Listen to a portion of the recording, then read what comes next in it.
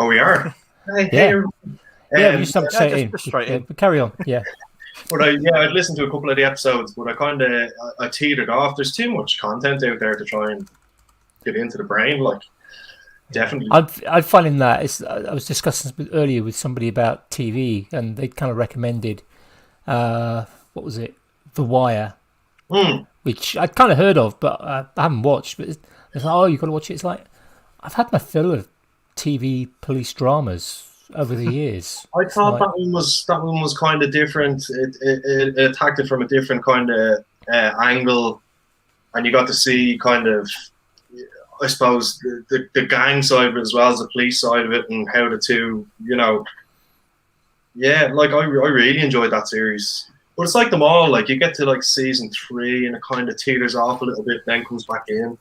As they change the format to try and bring in new viewers, and then realise that they've alienated all the old viewers. And everything that goes past the first series. Yeah, exactly. Yeah, I enjoyed The Wire though. But yeah, that's the thing. There's just too much out there to try and consume. Like, way too much. Yeah, it doesn't help when there's people like us doing 3-hour podcasts every week as well. Yeah, sure. Well, like it's good.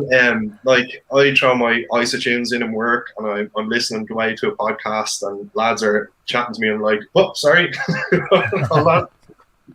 Well, yeah. Sorry, I wasn't listening to you guys. I had my friends in my ears. Yeah. No, sorry, I was on the phone. But it's like for me, it's just like a replacement for being down the pub, because I don't go to the pub. Because I hate the idea of spending £5 or £6 a pint. And yeah, my mates aren't in the village pub. Maybe if I went to the village pub, I'd have mates there. But yeah, it's like I'd rather be chatting to. Yeah, but they'd be normal people, Andy. They don't like normal people. Yeah, that's true. No, rather, people don't like us. I think that's the way around, isn't it?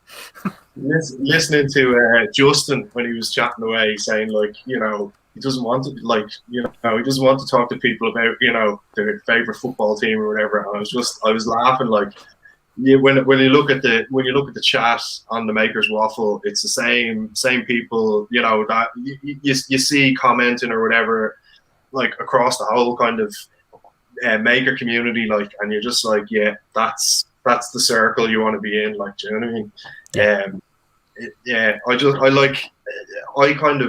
I've been following you for a good while, Andy. I think it was your photographs that first kind of caught my interest. Yeah, I think, oh, crikey. I've been on Instagram now for 4 years, I think. Yeah, I think it's at least that since 4 years. I've been on it for about 8, believe it or not.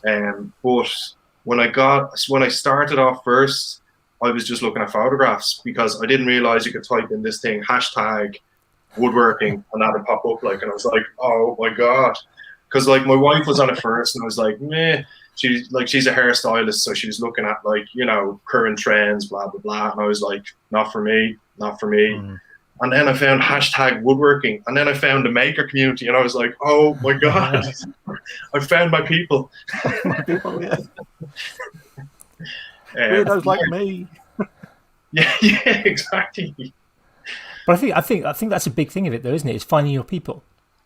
Because for me, I mean, social media for me, I resisted for a long time, and then I think I joined Facebook in about 2009, 2010, and it'd been going a few years from then.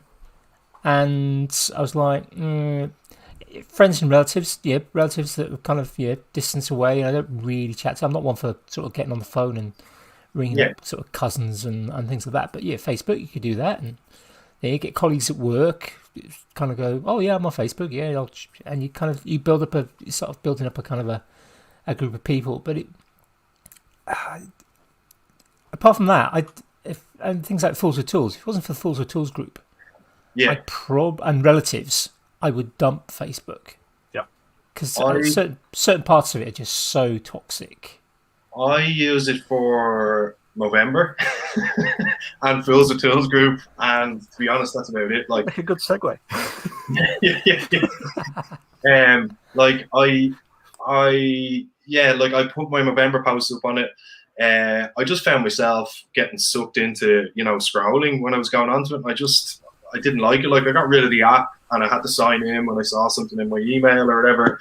And then, like, I think I met Al online before I knew about Fools of Tools, because through Movember, he was doing Movember, and we had a chat or whatever, and had a look at his stuff, and it was amazing. And then I met Soph. I can't remember, it was a little bit after that, but then she contacted me to do a little bit for the lads' 100th episode. Do you remember she did a little video? Yeah. So I jumped on that, but I'd never heard Fools of Tools. I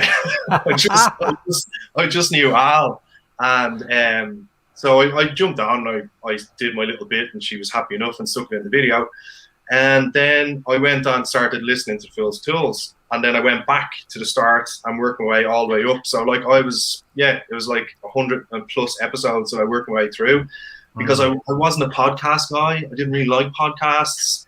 I'd listened to The Construction Life, which was a Canadian-based one. A guy called Manny from Hardcore Renos, and there was two other guys who were very funny, Mikey and Carl Pavlok.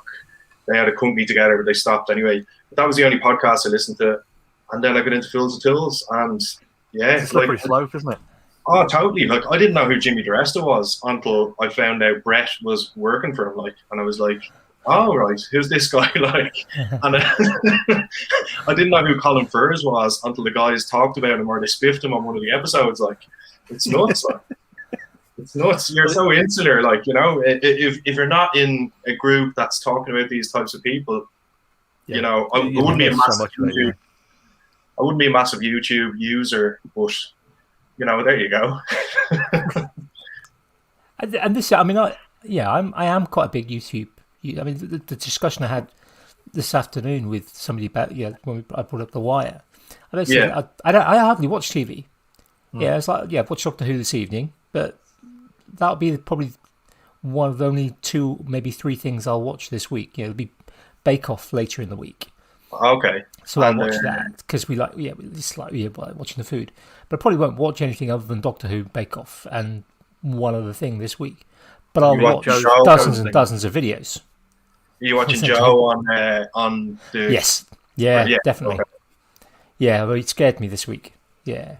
I haven't seen it because it's on. I won't say any more, but he scared me this week. I'll get it on more for. It's very, very difficult in Ireland, with these UK channels. They don't like you. We can't get the BBC Player over here unless you've got a proxy server or something, Of course, because it's for licensing, isn't it? Yeah. More for we can get on an app. So it's just casting it to the TV, but I will get to it. It's something I've been looking forward to. I've not watched any yet. I'm going to wait until there's a couple done. And exactly, so we can binge. Yeah. That's the way to go. We've changed as a society, like. Absolutely. I hate doing episodic one a week. And you get to the end of half an hour and you go, wait another 7 days for the next episode. I wouldn't watch a lot of TV myself, but I would watch, I'd stream a lot of movies or TV shows or whatever, do you know what I mean? But I wouldn't watch a lot of actual TV because ads annoy me now. Yeah. Absolutely. Yeah. But that's probably kind of YouTube Premium for that. Oh yeah, I was told to get it, but I don't know. It was worth it for us because we, my wife and my daughter both watch a lot of YouTube as well, and we're watching it on Chromecast or Fire TV or whatever. And at one point, what kind of pushed me over the edge was me and my daughter were watching a 10-minute video, and there was 3 or 4 unskippable mid-roll ads in the middle of this 10-minute video. Yeah. It's instantly made it from a 10-minute video into 15 minutes worth because of the 5 minutes worth of ads, at the start and then in the middle. It's worth a family plan, 18 quid a month or whatever it is for the 3 of us to have our own, accounts and no ads and save it to your phone and all that kind of rubbish. If you're using it that much, it is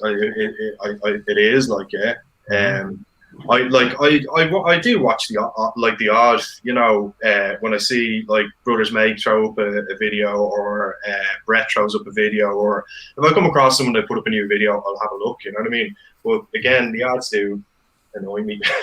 Just Takes like the sheen off, doesn't it? Especially if you're a busy person as well. yeah.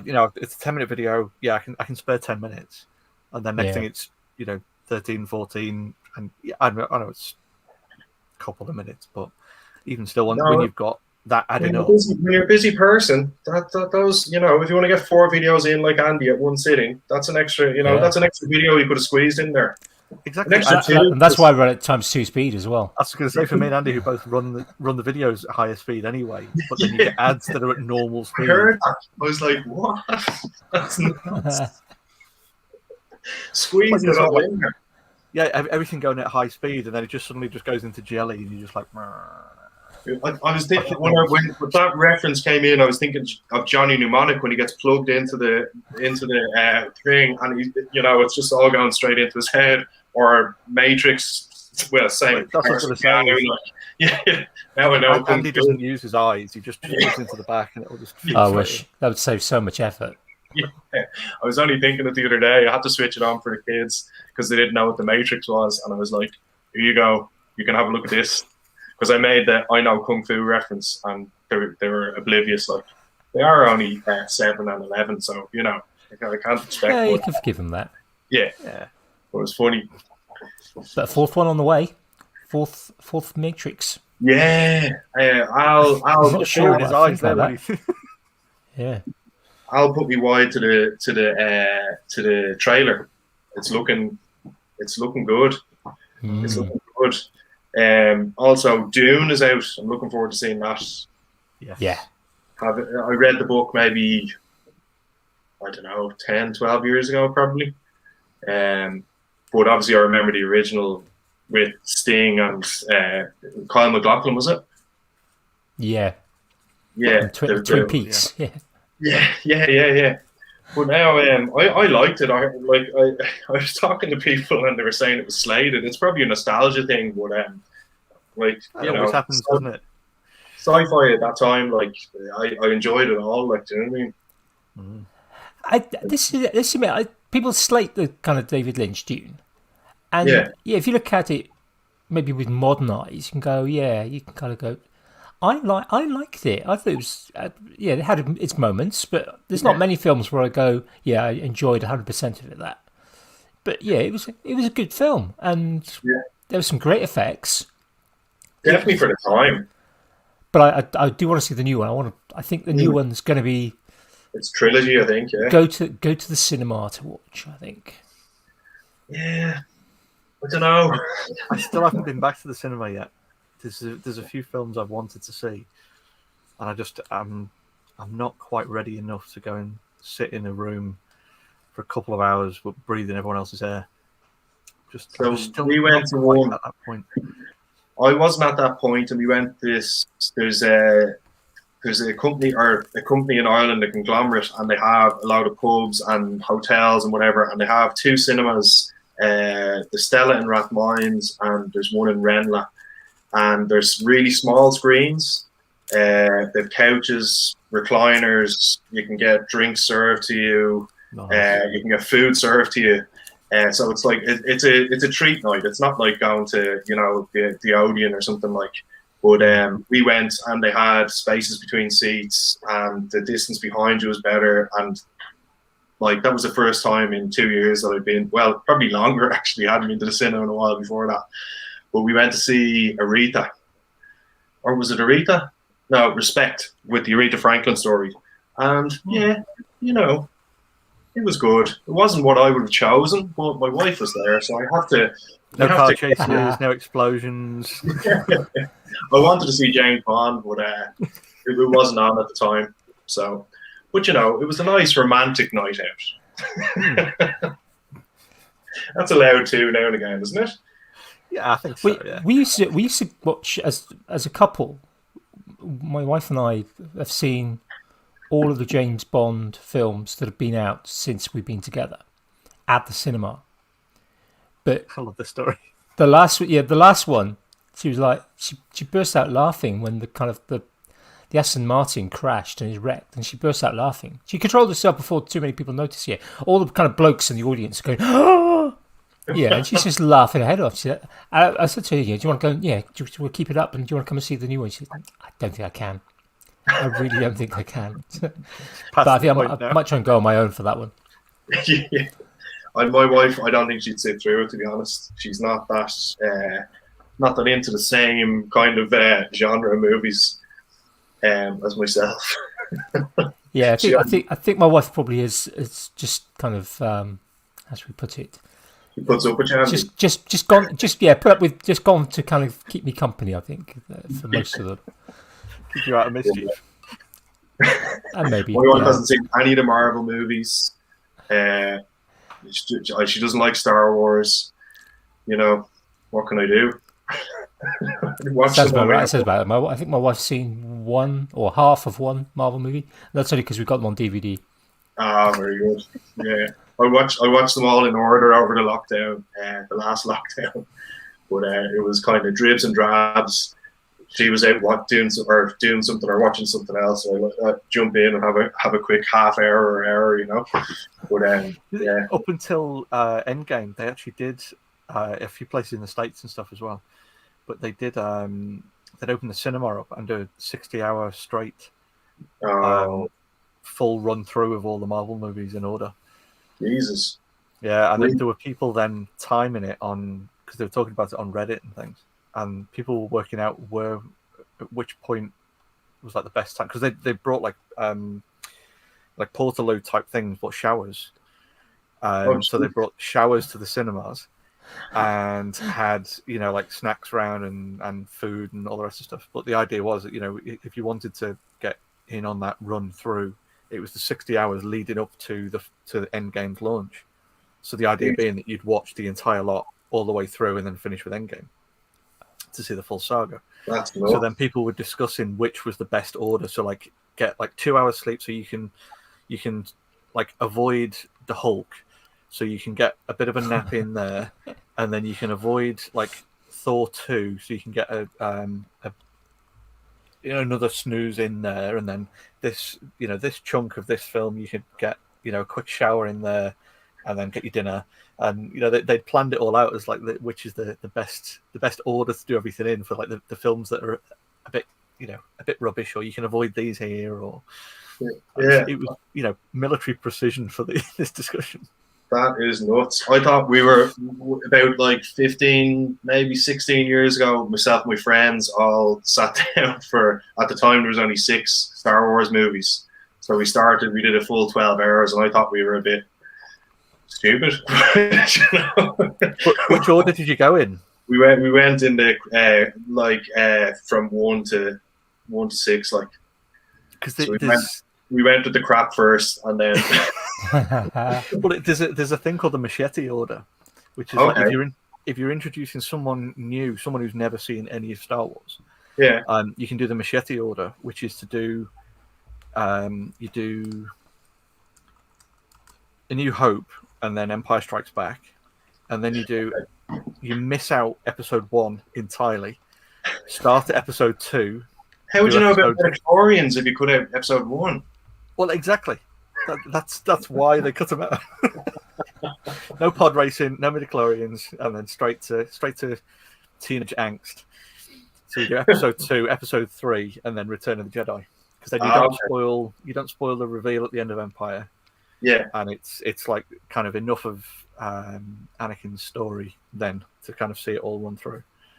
There's a guy called do you remember the TV show, That 70s Show? Yeah. Topher Grace, who played the main character in that. Yeah. He when he kind of finished That 70s Show, he wanted to do a little bit more of like directing and production and stuff like that. And he got all 6 films, and he did this machete order edit. Oh. In fact, no, it was a re-edit of the first of episodes 1 to 3, and he called it The Last Turn to the Dark Side, I think. Oh, okay. And it literally the only it's available in some places on the internet, but it's basically the only scene from episode 1 that he kept in is the Darth Maul scene that fights in with the shum, and then it cuts straight to episode 2. But it is just weaved as like Anakin's story of like how it all awesome. Yeah, it's quite fun. yeah, like I don't know, like I think at the time I don't think all the lads could be there at the start. So there was only a few hardcore lads there. Hardcore. So yeah, so we Total just nerds were started. normally called. We just started with episode one, and then lads could come later, and we just get into the rest of it. But yeah, and then like every Christmas, then when they were coming out, we were just before Christmas, we'd all head as a gang and go and see the new ones as they were released. So it was good times, I suppose, you know. But yeah, 16 years ago, and we thought 12 hours was mental, but 60 hours sounds ridiculous. That's nuts. Yeah, it is a little bit. That's nuts. There's back in my 20s, I was involved in an exchange, kind of town twinning type exchange, and I volunteered to do the night shift security on this camp because it literally was on the rugby field or the training field of the local rugby club, and like they wanted people kind of up at night, so I kind of wanted to do that. And then there was good stuff happening during the day, so I thought, I'll do that. I was like, so I stayed up for like two nights and 3 days. And yeah, I was just like, ugh. It's like, but trying to do 60 hours, no, it's just. I remember like my first camp as a scout leader, 1998, up in Larch Hill, just a national scout campsite in Ireland, and like we were like I literally couldn't believe like it was me and my mates that we'd been in through scouts together. Like we were all like 18, 19, and parents had sent their kids away with us. And we were like, what's going on? But I remember that like doing like 2 hours sleep for like 5 nights, and then we were getting the ferry over to Alton Towers. We got the ferry and the train to Alton Towers for a day in a fun park for the kids, and then on the way back on the ferry, that was it. I crashed, and I just remember waking up to an older lad holding one of my scouts by the ear, saying he's over there causing hassle. I'm like, oh no. But like 60 hours, man, Jesus. We were getting at least a couple hours kip in between, like, and young enough to be able to, I suppose. Yeah. I've been clearing out my I was going to say I've done a few things like that. I did a school ski trip once. It was 24 hours on a coach to Austria. It was nuts, absolutely nuts. No chance of getting any sleep. We drove from Dublin to Vico, Soprano. That was a different trip. Dublin to Switzerland. Where were we? Kandersteg, another scout campsite over there. So we drove. we got a double decker bus onto the ferry. Drove from Holyhead to Dover. Ferry from Dover to Calais, and then drove from Calais down. Like, so we were like 28 hours on the bus, zero sleep. Yeah. You need a crowbar to get me out of the seat, I think. I'd just be completely fused solid. And I was like lying on the ground, and I was like, I'll keep my boots on. Like, worst thing I ever did, like, was keep my boots on for the whole trip. Like, oh Jesus. But this is the problem, though, is if you take your boots off, that would have been you done. That's like taking the bra off at the end of the day, isn't it? Once those boots are off, you're doing nothing else. And like the kids are just too hyped that they won't sleep either. Like, and you're just like, yeah. good times again. Good times. That was 20 years ago now. Like, oh man. I've been clearing out my as I mentioned, I think last week. I've been going through. I've used OneTab on Chrome to kind of keep things I want to look at. Yeah. And I've had over a couple of thousand. I've now got it down to about 800. So I've had to go clear out, and I found an article that and a lot of it is that's left now is kind of interesting little articles. I've chunked out the kind of this is a useful set of videos on video editing or 3D printing or whatever, and I've kind of chunked those off into OneNote. But I came across one yesterday that was a BBC News article about this race in the States. It's a very simple premise. it's last man standing or last person standing.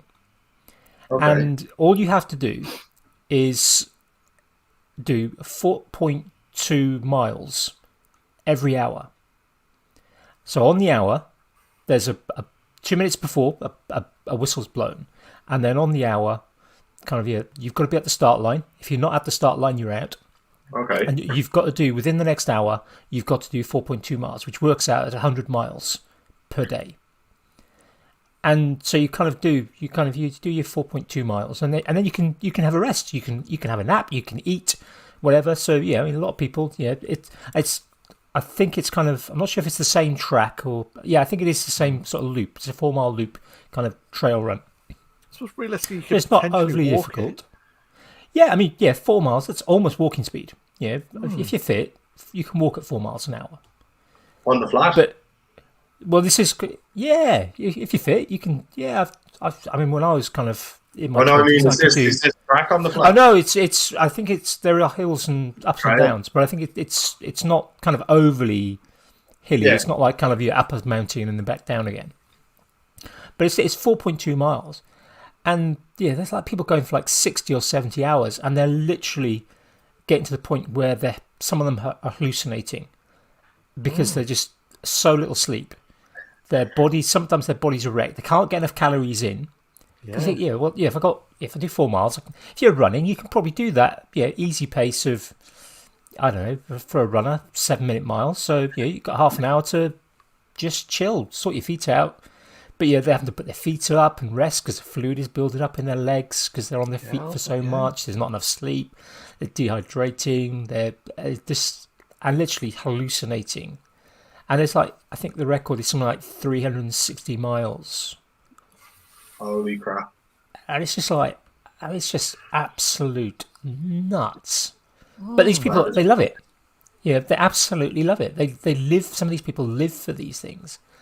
A 26-mile marathon, well, that's nothing, for some people. That's the idea of just pushing your body to the point where it is literally starting to break down. And your mind is going, but they'll go back year after year. It's serious. I think you struggled to get me to the second hour. Yeah, me too. I couldn't manage the first. Well, I could start the first one, but I wouldn't. I wouldn't start the second hour. I can't walk that fast anymore. Do Ironman, and I just thought that was nuts. Like it was 18. Was he 18? No, 15 hours or something like that. 13 hours, but like a full marathon. That's a 100-mile cycle, and is it a mile swim or something like that? It's longer than that. It's like 2.5 miles, I think, swim. Yeah, it's like full Ironman, and he went back and did it 3 years in a row, and I was just like, what are you doing to yourself? There's actually a guy, he's involved in Movember this year, and he's doing 30 marathons in 30 days. Eddie Izzard did that. Yeah.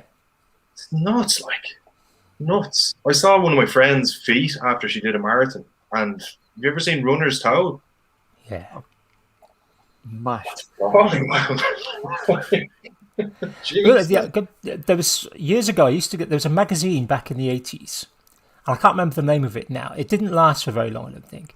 It was one of these sort of glossy sort of magazines. It was all about kind of outdoor sports, but unusual outdoor sports. So it wasn't a climbing magazine. It wasn't a hiking magazine, biking. It was kind of just unusual outdoor sports, and it covered things. There'd be articles on all sorts of things every week, and so you might get kite surfing, scuba diving, kite jumping. There was an article once, but there was an article I can remember once. So whenever Ironman comes up, and this always kind of pops in my head, there's a guy who did a Deca Ironman.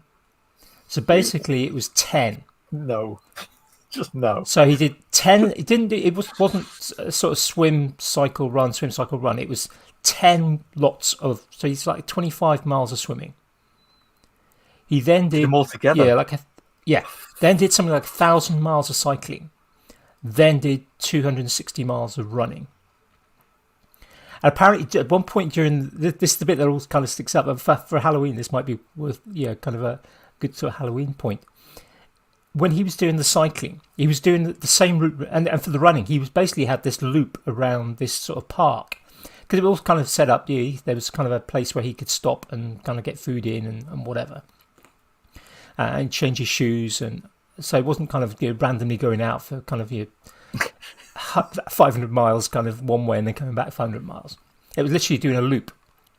And at one point, that in the UK. he was swerving as he was going down this road on his bike.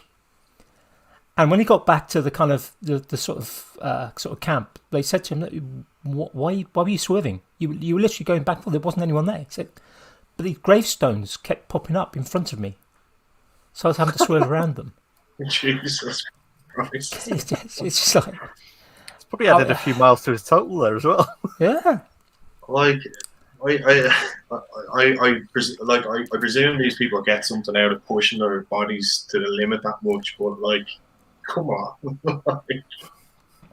I've done a few kind of crazy things, kind of not to that level, but I've Starting a podcast and stuff. well, starting a podcast. I mean, that's a pretty crazy thing.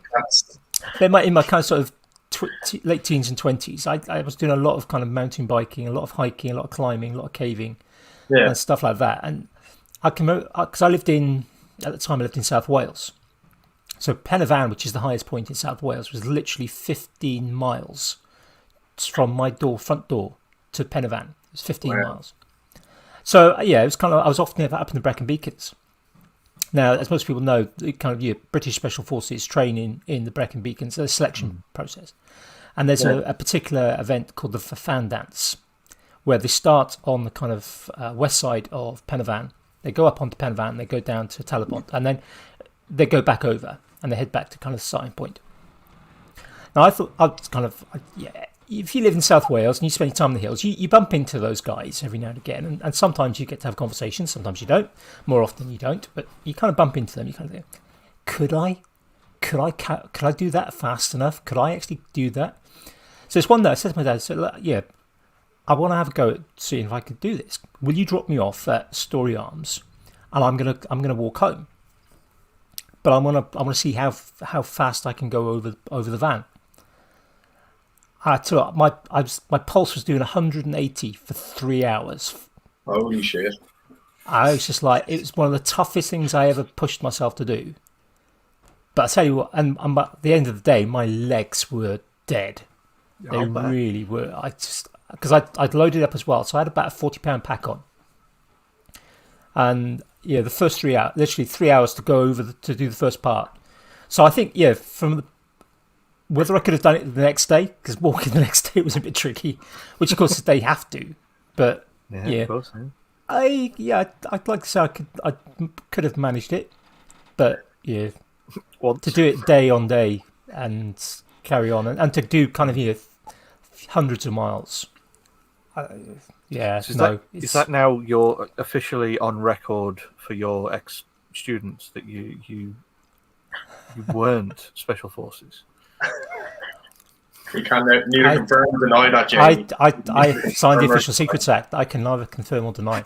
Yeah, I've signed that as well, Andy. I can know. I remember we were going up to a mountaineering hut when I was in Kandersteg that time, and I'd done a little bit of alpine stuff. Gone to like Mountaineering Council of Ireland meets in like Chamonix and in Vico Soprano in Switzerland, and we were in this place called Kandersteg, which was I can't remember exactly. I think it was like 2000s, 2004 or something like that, and the mountaineering hut was at 3.5 or something like that, in around those numbers anyway. But we're walking up, and it was some of the kids' first proper hike, and they just couldn't hack it. At altitude too. Yeah. And they couldn't hack it. Like, so I ended up, I was carrying my bag and like 4 of the kids' bags up like pretty steep terrain, like. And I remember getting to the top and the chafing. Oh, there was a glacier. There was a glacier behind the hut, and we told the kids to bring survival bags as they could, have a little spin down the glacier on their survival bags. And I just sat in the snow and piled it in between my legs and sat there Like I was a rugby player. I was like short, sharp, an hour, maybe an hour and a half. But that sort of stuff kind of built me. I have to say now. I have to say. I'll tell you the funniest chafing story I've got, which is actually the scouting one, because I was scouts and I did a bit of sort of assistant scout leader stuff when I was kind of younger. And then I ended up going to the air training corps as an instructor rather than scouts, kind of mid-20s. But there was in the Black Mountains, there used to be kind of an annual scout kind of organised hike. So no, not jamboree, just literally a sort of a giant hike. Yeah, every unit in the sort of area would send a team, and they'd kind of they'd start at one point and they'd walk around and do a bit of a loop. And my cousin and I were, because my cousin and his parents were actively involved as scout leaders, and my dad was actively involved as well. So we got drafted in because we were 18, 19 at the time. He was a year older than me. So we were kind of sent around as sort of tail end Charlies just to sort of clear through and make sure everyone got through and no one was lost. But we were up on one of the sort of peaks on the Black Mountains and just chatting to some of the other leaders that were up there. And this group of guys came through. You could see them from a mile off, big guys. I was like, this looked a bit odd. And as I got a bit closer, you could see they were all wearing kind of their huge rucksacks on. They were all wearing England rugby shirts on. And they were just getting bigger and bigger and bigger. And eventually this came up and we had a bit of a chat to them, and they were all Royal Navy petty officers on a sort of petty officer training course or selection for chief petty officer or something like that. And these guys, they were pretty much all of them that we saw were kind of sort of field gunner types. I mean, they were big bastards. Yeah, they really were. Yeah, muscly.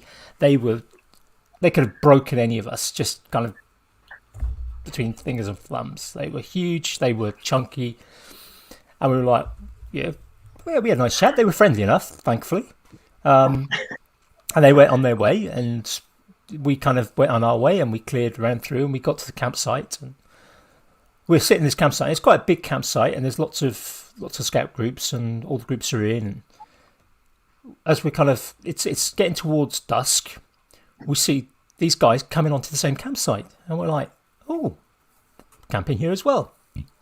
And they're all barely able to walk. They're staggering.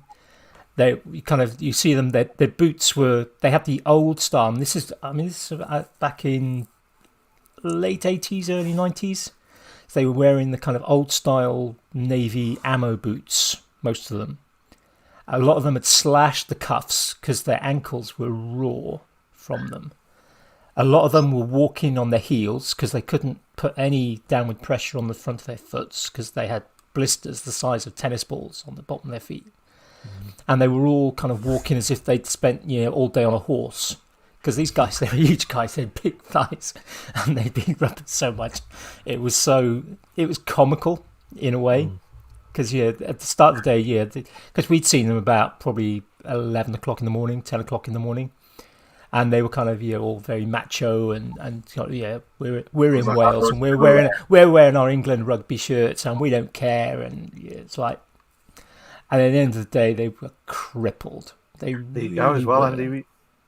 Duncan's just giving you the proper filling in on who they'd have been. Senior Rates Command Course, yes. There you go. Now you can tell the story properly next time. Yes.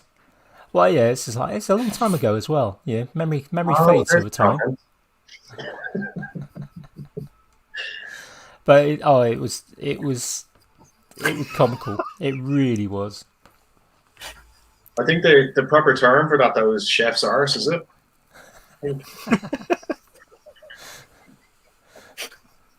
We'd have to ask Al that, I think. I think he's mentioned it once or twice. Well, I can categorically say Al was very broken today when I was chatting to him. Oh yeah? Yeah, he looked busy. Yeah, it was For those who, we'll skip to the end of the podcast where I do the bit that I've been up to this weekend. Alex Pohl, who's Steve House's boss, has launched a book.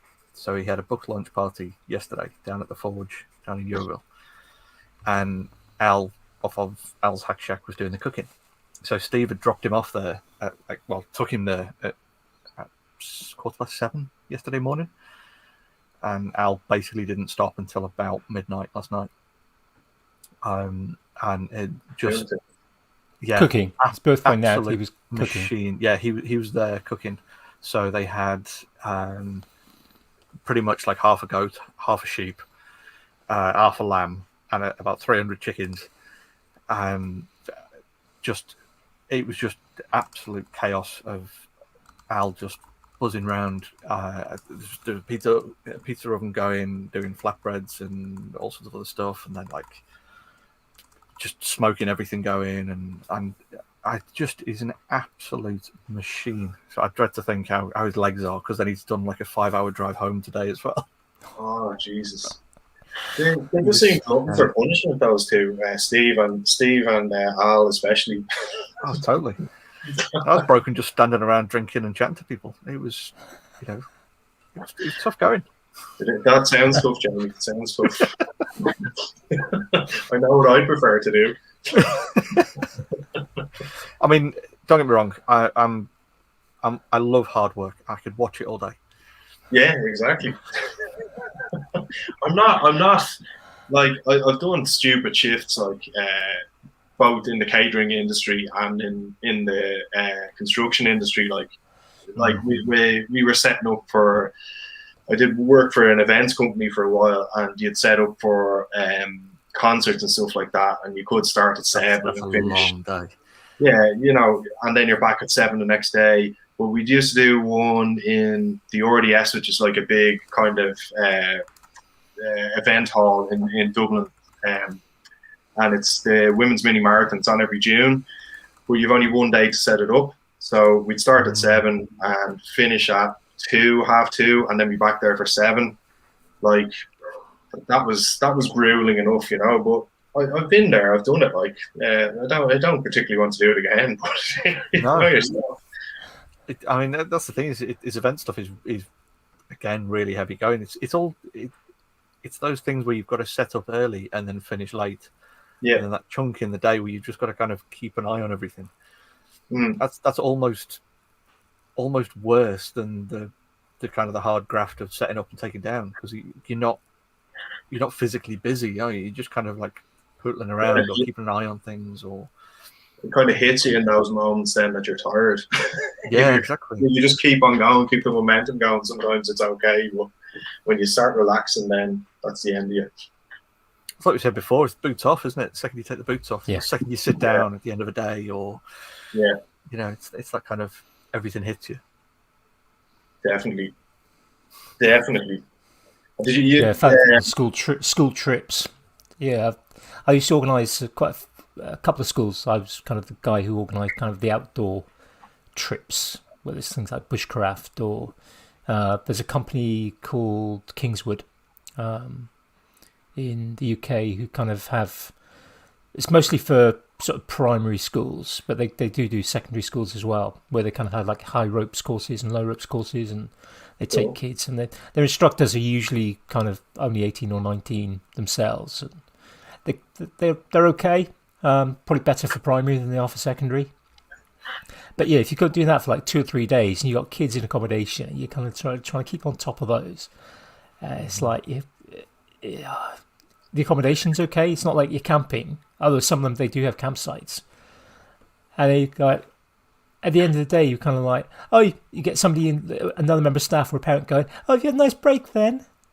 Yeah, no break. No, you see these rings around these eyes. Yeah, I've had 3 hours sleep in the past 3 days because your son has been a right pain. Which demon spawn was yours? Yeah, coming back from scout camp on a Sunday, you'd be destroyed. Like, and then you'd have to unpack the tents, dry them out, like get the I don't really miss it that much. I'm about 10 years out of it now. just before my first daughter was born, so like 11 years maybe. But I don't miss it that much now, I have to say. So that's why it's good switching to festivals now, because then everyone else does all that stuff. All you've got to do is kind of turn up, enjoy yourself, and then leave. Yeah. That's true. That is true.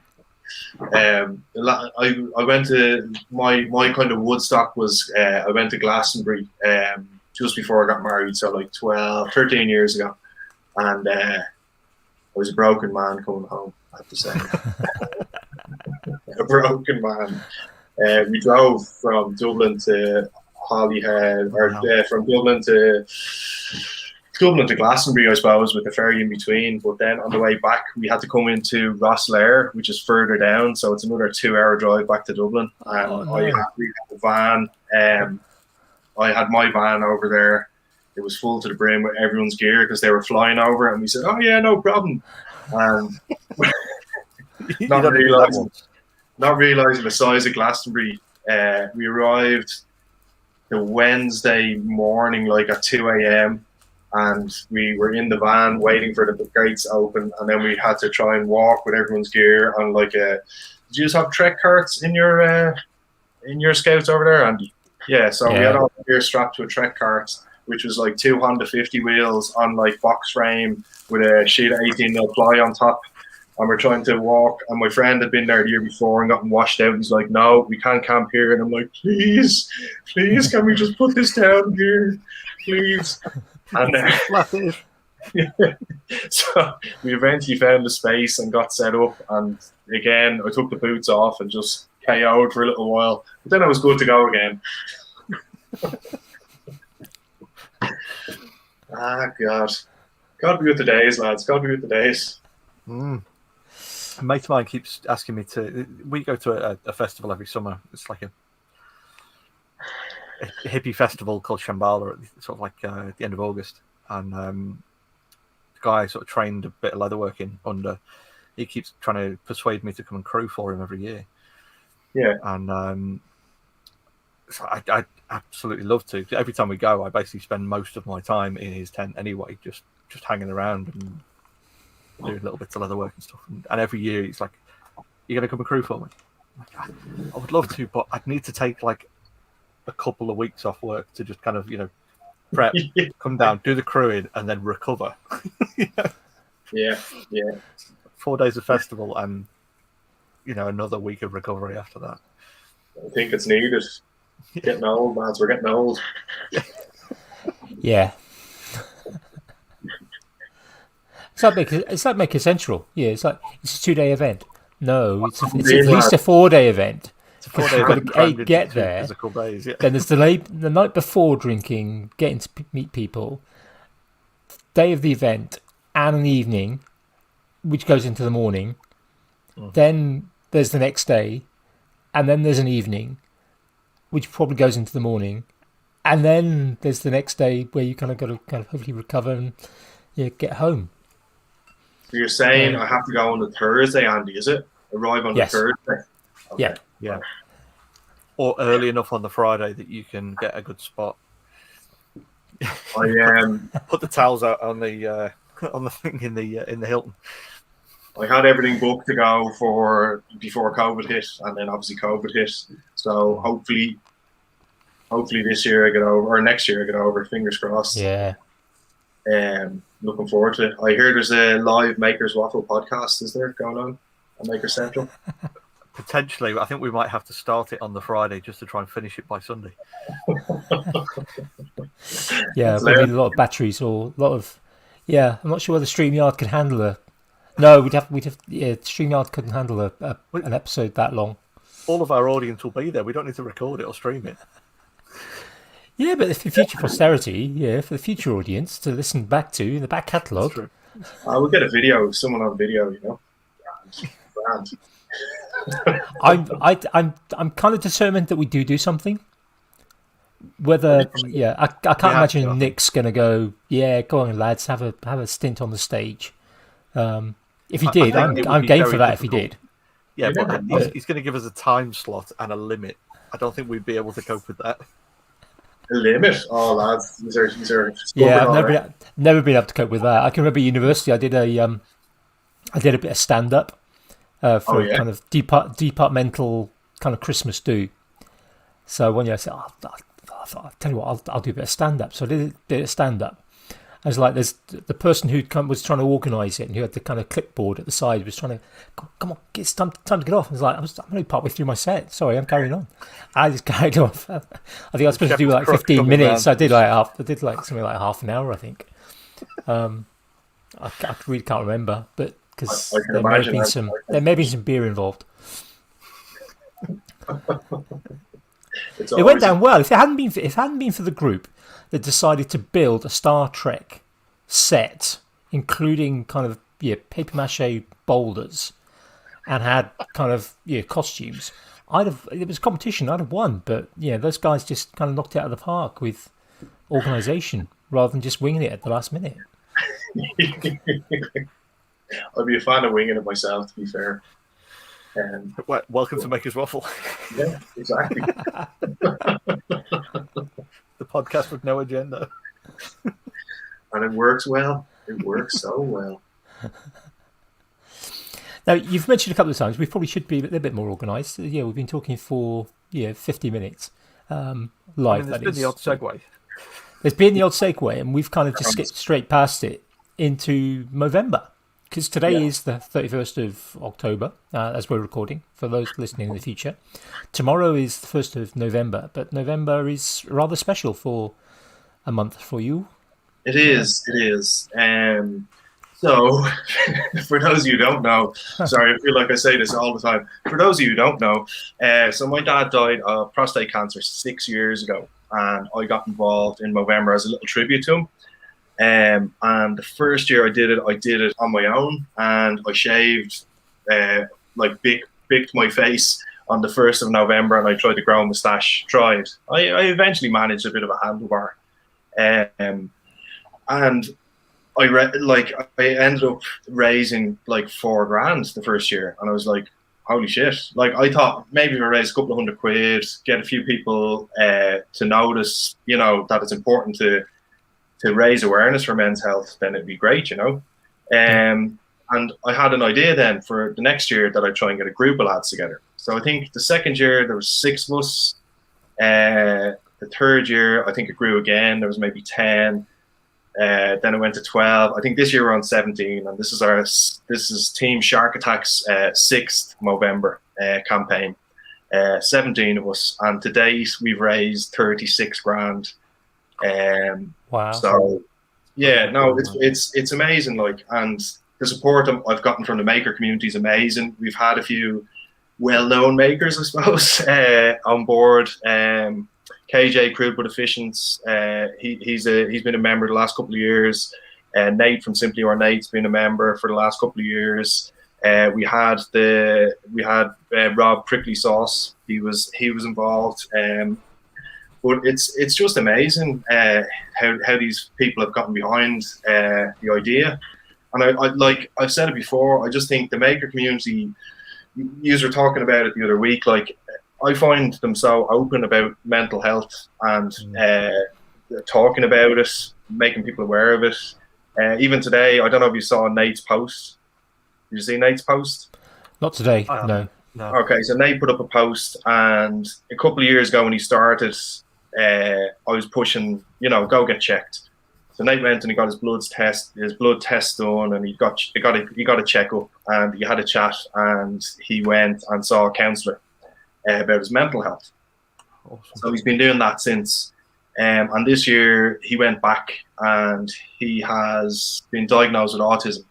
And he came out in a post today, lovely post about Movember, about being involved. And he's told all and sundry, this is the crack, this is me. And I just think it's amazing. So more so than the money we've raised, the awareness, I just think, if it helps. Changing stuff, isn't it?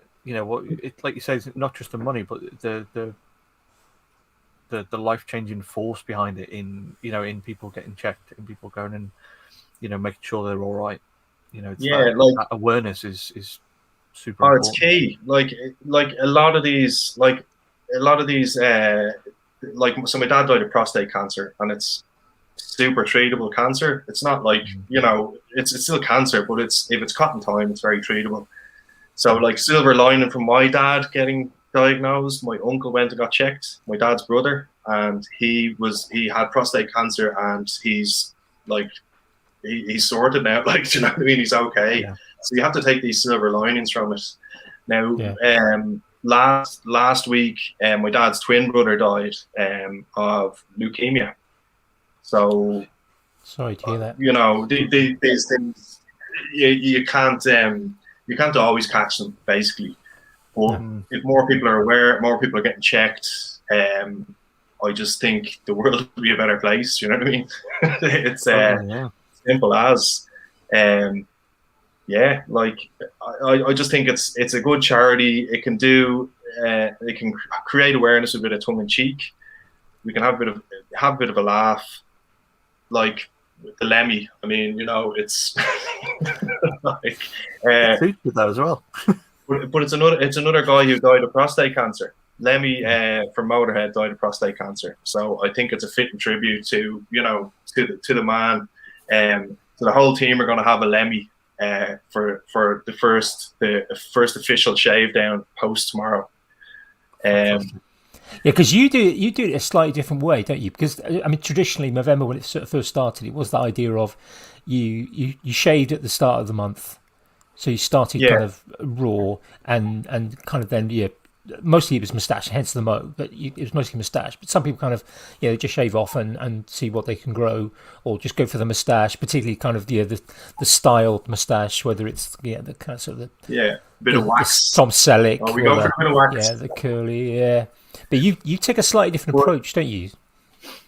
So, like, my thinking behind it was, it's funny in all seeing someone with trying to grow a moustache, like, and being asked, "Is that a rash on your face, or are you okay there?" No, I'm growing a moustache. But I thought it was funnier if we had like 2 months of growth on our face, and then we could have more ridiculous moustaches. It's a massive ask, like, and like for 17 guys to give me their face for 3 months, basically, do you know what I mean? And say to them, "Do this week, will you, lads? And can I have a picture of that?" Yeah. Like, it's a massive ask, like a quarter of a year, do you know what I mean? Like, it is massive. And to be honest, like I don't like shaving, but I like to be able to shave when I want to. So like, going towards the end of October, I'm like, pulling the hair off my face. But look, it's for a great cause, and I really hope, and I think we are creating awareness, as well as raising funds. Like, like if we can create awareness by looking stupid or having silly moustaches, so be it. Like, if it helps one person, which it has, like, I know it has helped. Like, I know it has helped people, like, because they've talked to me about it and they've gone to get checks, or do you know what I mean? And things have been found, and so I just think, why not? It's a fitting tribute, I suppose. Absolutely. But I only realised one of the guys that's joined this year, that Chippy Steve on Instagram, Carpenter, I got into a WhatsApp group with, not really nice bloke. His dad died of a heart attack when I think he was in his 40s, and Steve was out with him. But Steve's dad had like a kind of Tom Selleck, and Steve asked in the WhatsApp group we're in for the team, could we do that for his dad? And I was like, 100%, like, of course, like, we'll name his dad's name was Martin, so we're going to name it the Martin, as this is the Lemmy. But I only realised in him asking that my dad had a beard for the 36 years I knew him. So our 2 months of growth was like an extended homage to my father, like, do you know what I mean? And like, in the 5 years I'm doing this, I only copped it this year, like, you know what I mean? It's mad how these things slip by you, Yeah. Anyway, sorry. Like he says, it's a fantastic tribute, and it's a fantastic thing to do as well, and to do year on year. Yeah. I'm lucky enough to I've been chosen, like, for the last few years to be an Irish Movember ambassador. Cool. it doesn't mean that much, but, it's a little bit of recognition, and it's a cool thing. We've been we got awarded a few awards like in recognition. We got like a couple of years ago. I got the what was it, Mighty Mo Award, which was Moustache of the Year basically, and then this year we got the Hospitality Award. I don't know what it was. We went to the Movember night. We got presented with the Hospitality Award. It's just not. It's lovely to get a bit of recognition. But like I've done like I was on Irish National TV for them 2 years ago, I think, and then we were also. There's an Irish music magazine called Hot Press, so I've done an interview for them and sent in photographs. So there's little bits on the side that has to be done. Hi, Alan. Sorry, there's Alan's family. I've just seen him his name pop up there. Yeah, so it's great, and any exposure I can get for them, I'm happy to do. Like I think last year they raised something ridiculous. It's the highest ever raised in Ireland for Movember. I think 5 million or something like that. Something ridiculous. Cool. That's fantastic. I'm assuming you're going to be giving us the details for where we can support, and 100%. All the rest that will be in the description and stuff. I was saying that to what was keeping I'm pretty sure I've put the link already in the video description. So I took it from your Instagram, and it's in the video description. So anyone listening who wants to kind of donate, get onto the YouTube. If you're listening to this on audio, get onto YouTube, look on the show notes, because the show notes are always the video description notes on the YouTube. Look on there. Top of the line tells you Kev's Instagram account, and the second one is the Movember donation. Yeah, the link's in my bio. Shark Tank 1979 for anyone that wants to get in there. But even more so, if people can just follow along, like and share and comment, and the more, yeah, exactly. Like it doesn't always have to be financial. Just once we're getting that message across, like 2 years ago we lost my uncle, and a month later my wife's cousin to suicide. So that's the mental health element of it has come on a bit more, so if people can, as Red says, text and Tuesday, like just get in touch with that. Yeah. You know what I mean? Especially the last couple of years we've had with COVID and people being isolated, and just check on people, be nice. Yeah, you know what I mean. I think that's the thing is, and like we said earlier about sort of having found your people.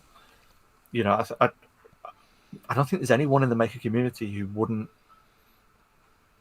welcome someone who's reaching out as like I need some help. I need to speak to someone.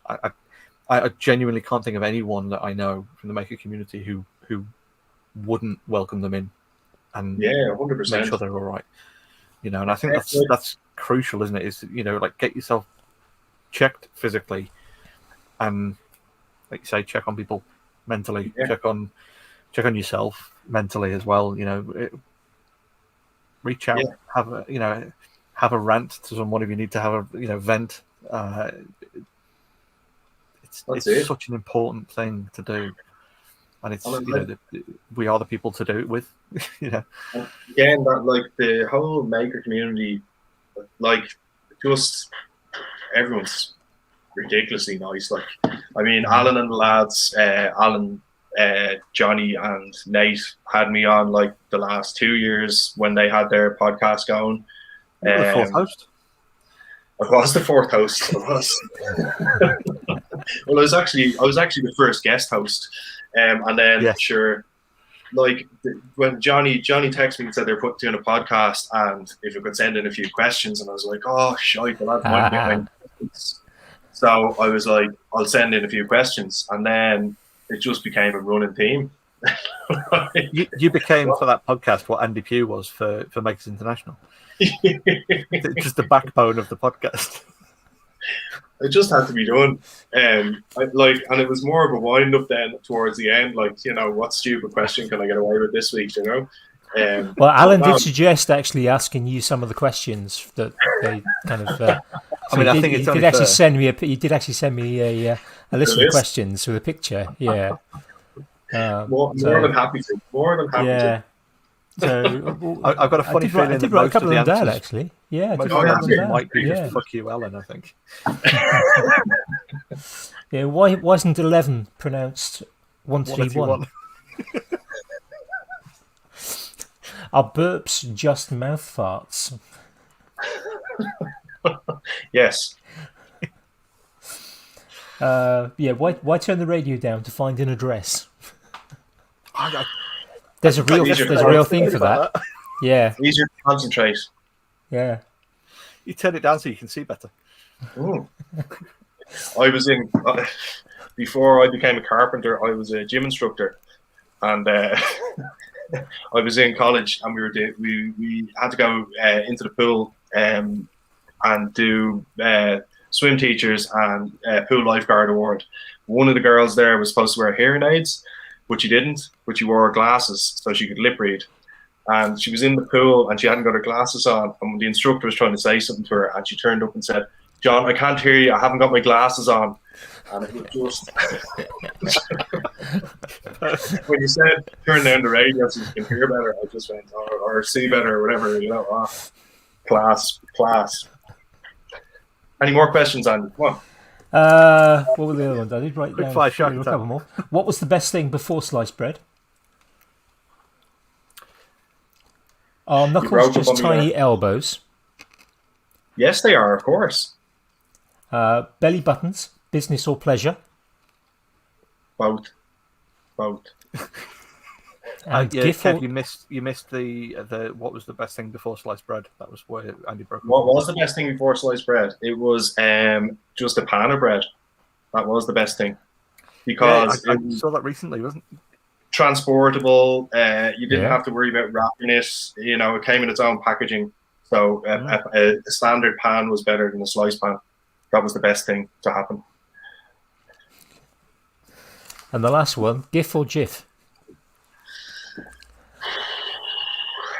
That's a hard one. I say I'm not really up on these up with the cool kids, so I would say GIF. That's me. The creator of the file format is wrong. Yeah, there you go. Yeah, because he says GIF. I'm not down with youth culture, so I don't really know all these new fantangled things, you know. It stands for graphics interchange format. You can't then.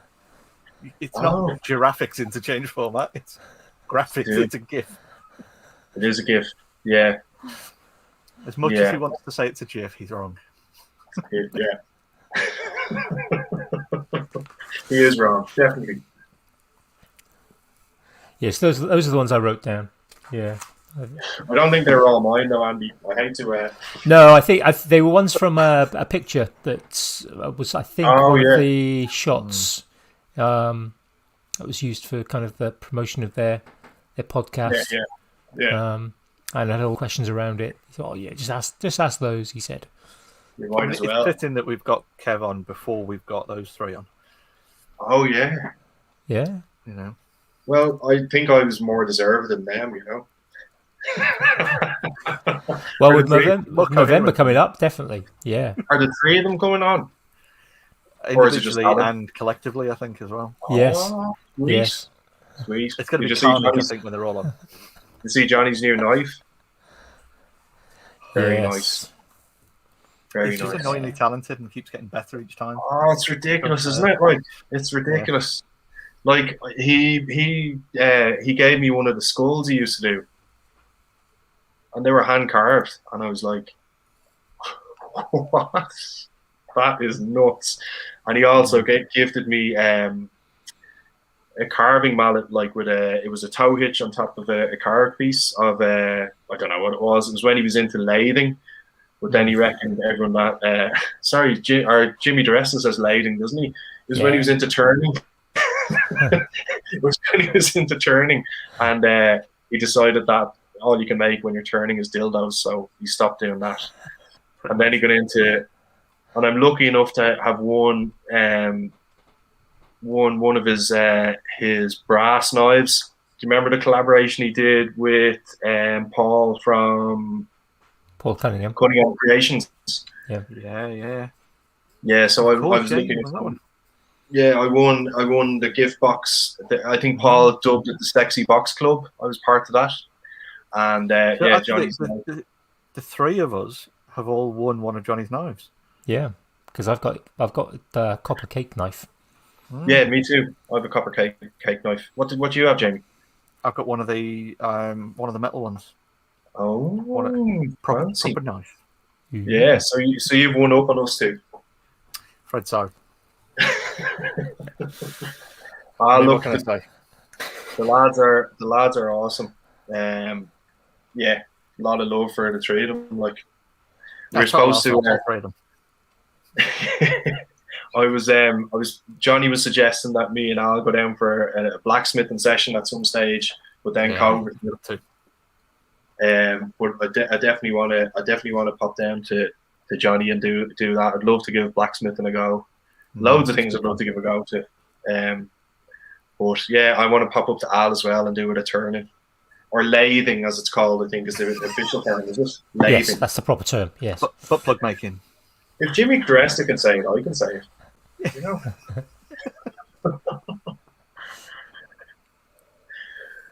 The problem is there's so many things to learn, isn't there? It's ridiculous. And you look at the maker community and the talent that's there. Like Nate is just ridiculous. Red, like leatherworking, woodworking, metalworking, blacksmithing, and like it's just ridiculous.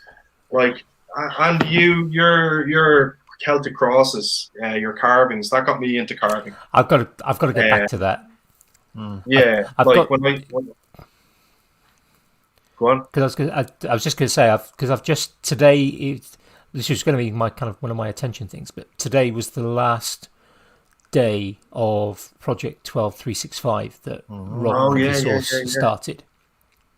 So that actually marks the end of 13 months of drawing every single day. Does that mean you're going to start doing some proper stuff again now? Well, my problem is now I don't want to stop the drawing because as I kind of sort of mentioned a couple of times, I dropped art when I was 14. I wanted to do art. I liked art. I was quite good at pen and ink drawing actually, and I wanted to sort of do it, but kind of limited number of options because when I was in school you could only do 8 different exams, not like kind of now where some schools will let you do like 10 or 12. So I could only do 8, limited number of options. I was the academic kid, no surprise. So I was kind of pushed away from the kind of creative side of things towards the academic. Yeah, screwed up German, which I was sort of told to take because I was physics is my thing. Yeah, so I was told, take German because there was a lot of German physicists. Like, I didn't use one single bit of German on my physics degree. It was just crap, a bit of advice. And I dropped art or didn't take tech. Yeah, but I may have gone down different routes in life if I'd maybe taken tech as an option because that was a new sort of subject at the time. But it was kind of like, so yeah, I had like best part of 35 years without doing any art. So kind of, having done now kind of 13 months straight of every day doing some drawing. And a lot of people say I've improved. I've definitely improved from when I started. You've got ridiculous, Andy. Like I've got quicker as well, which is kind of one aspect of improvement that maybe people don't see. Because some of the early, particularly like the one-line drawings, which started around sort of last Christmas, some of those were taking like 2 or 3 hours. But the time I actually did the initial undersketch and then trying to work out where the line could go and the numbers kind of rubbing out and sort of starting again, it was some days 2 or 3, 4 hours to sort of do. And like the one today, which is quite not an easy one. It wasn't quite a quick one, but it was. All done in less than an hour because I've had that practice. Now I want to carry on drawing. I don't want to stop drawing. I might stop doing one line for a little while and sort of develop my kind of proper sketching, for want of a better word, better phrase for it. So up on the shelf there behind me is a pile of got it there. There's some more blank sketchbooks, and I've got a couple of the books up there are kind of how to sketch, how to draw. So I want to maybe work through some of those and do a little bit every day. But I want to get back into doing some carving and some bookbinding and actually sort of making 3-dimensional things rather than just sticking with the flat. But I need to work out how to do it. And photography, I've done hardly any photography this year. So your drawings just came on ridiculous, Andy. Like some of those drawings are just so intricate, and I'm like, how did you do it? Like with a single line, like it was nuts, man. It was really good. I enjoyed watching you. I only kind of watched you and Rob, but yeah, like ridiculous. Well, I think there were only 4 people that did the entire year. There were a couple of people who dipped in at the sort of start, but there were only 4 that did the entire year. So it's myself, Kelly the Gentleman Maker. Now tell you what, when he's got his moustache on full. I didn't check his stuff. I should have, but I'll go back and have a look. He's a proper moustache. Yeah, when he grows it, proper moustache guy. Well, I mean, I'm not far off now. Wait till the end of November, you'll see it. I mean, you were sort of doing that then, though. Like week 3, you'll have a bit of a bad boy going on. And a guy called Alex, who's actually a thatcher. Oh, Not yeah? many of those around anymore. Yeah, he was a thatcher. So there was sort of 4 of us that did the entire year. So and that was I guess it's a bit like November in a way, having other people doing something, and you kind of maybe make a commitment to other people. Accountability, isn't it? Yeah. Yeah, kind of when you sort of say, at the start of the year, or last October, Rob and I were chatting kind of sort of behind the scenes about maybe doing something, and it basically boiled down to, well, if you do it, I'll do it, and that was kind of from the both of us, and because there was that. Literally just that little bit of that conversation that turned into, well, if you do it, I'll do it. Well, if you'll do it, I'll do it as well. It turned into 365 days of doing something every single day, including kind of because I had COVID last Christmas, and I still managed. I don't know how I managed to do it, to be honest, but I still managed to get something out, even the days when I was just like I couldn't. Yeah, the kids were literally doing the food. Yeah. My wife and I both had it. The kids did get it, but later than us, and it was just like just a zombie for most of the days. But I was still kind of like, I've got to do this. I can't not do this daily drawing. Probably helped you through it a bit, I'd say, having something to focus on. Mm-hmm. Yeah, I think there is an element of that as well. But I think going back almost again to the kind of conversation about November and that making it okay to talk about some of this stuff, having that kind of removing some of the stigma, like having accountability, whether it's raising money or whether it's doing a challenge, or whether it's trying to give up drinking or give up something else that's kind of a burden in your life, but actually talking about things, particularly as men. Because I mean, traditionally, women are better at talking with each other, or supposedly, whether that's just a stereotype that we think maybe doesn't exist. But certainly, men traditionally don't talk to each other. But we'll find out. Ooh. For the benefit of the audio listeners, Jimmy just held up a copy of Inferior, which I think we mentioned a couple of episodes back. Yes, episode 20. Yeah. But that ability to kind of remove stigma, to get people talking. I follow on Instagram Andy's Men's Club, I think it's called, which is. So me and Kev aren't allowed to join that. Any man can join it.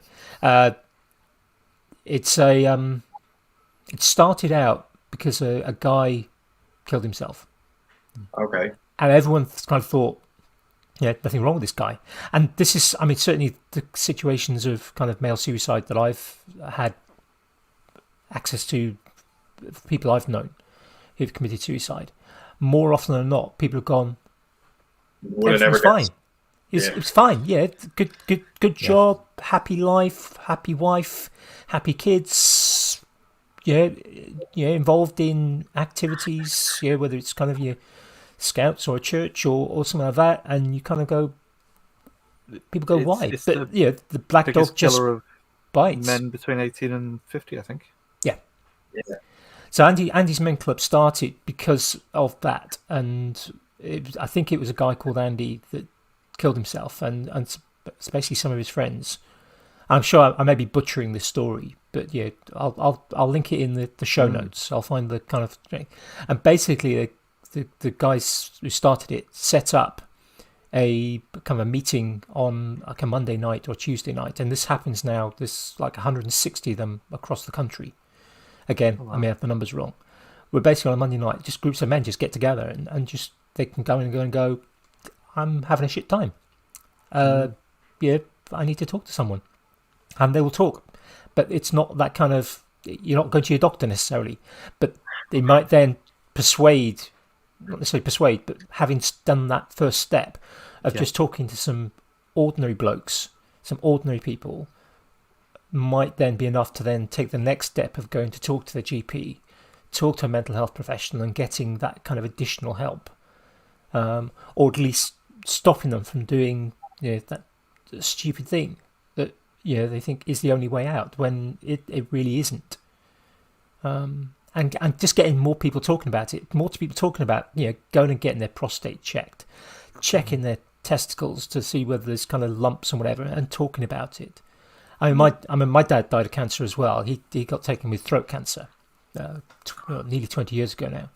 But he had previously to that, he caught a lump on a testicle and had that removed. And that wasn't. Was he open about it, Andy? Like, was your dad open about it, or was he open about it? Did he talk to you about it? Not really. I didn't find out about it straight away. I was an adult, but I wasn't kind of the first person that he told. Breaking up on me there. He wasn't I wasn't the first person that he told. And it wasn't something. It was something he obviously had to go into hospital, and he was in for a kind of overnight.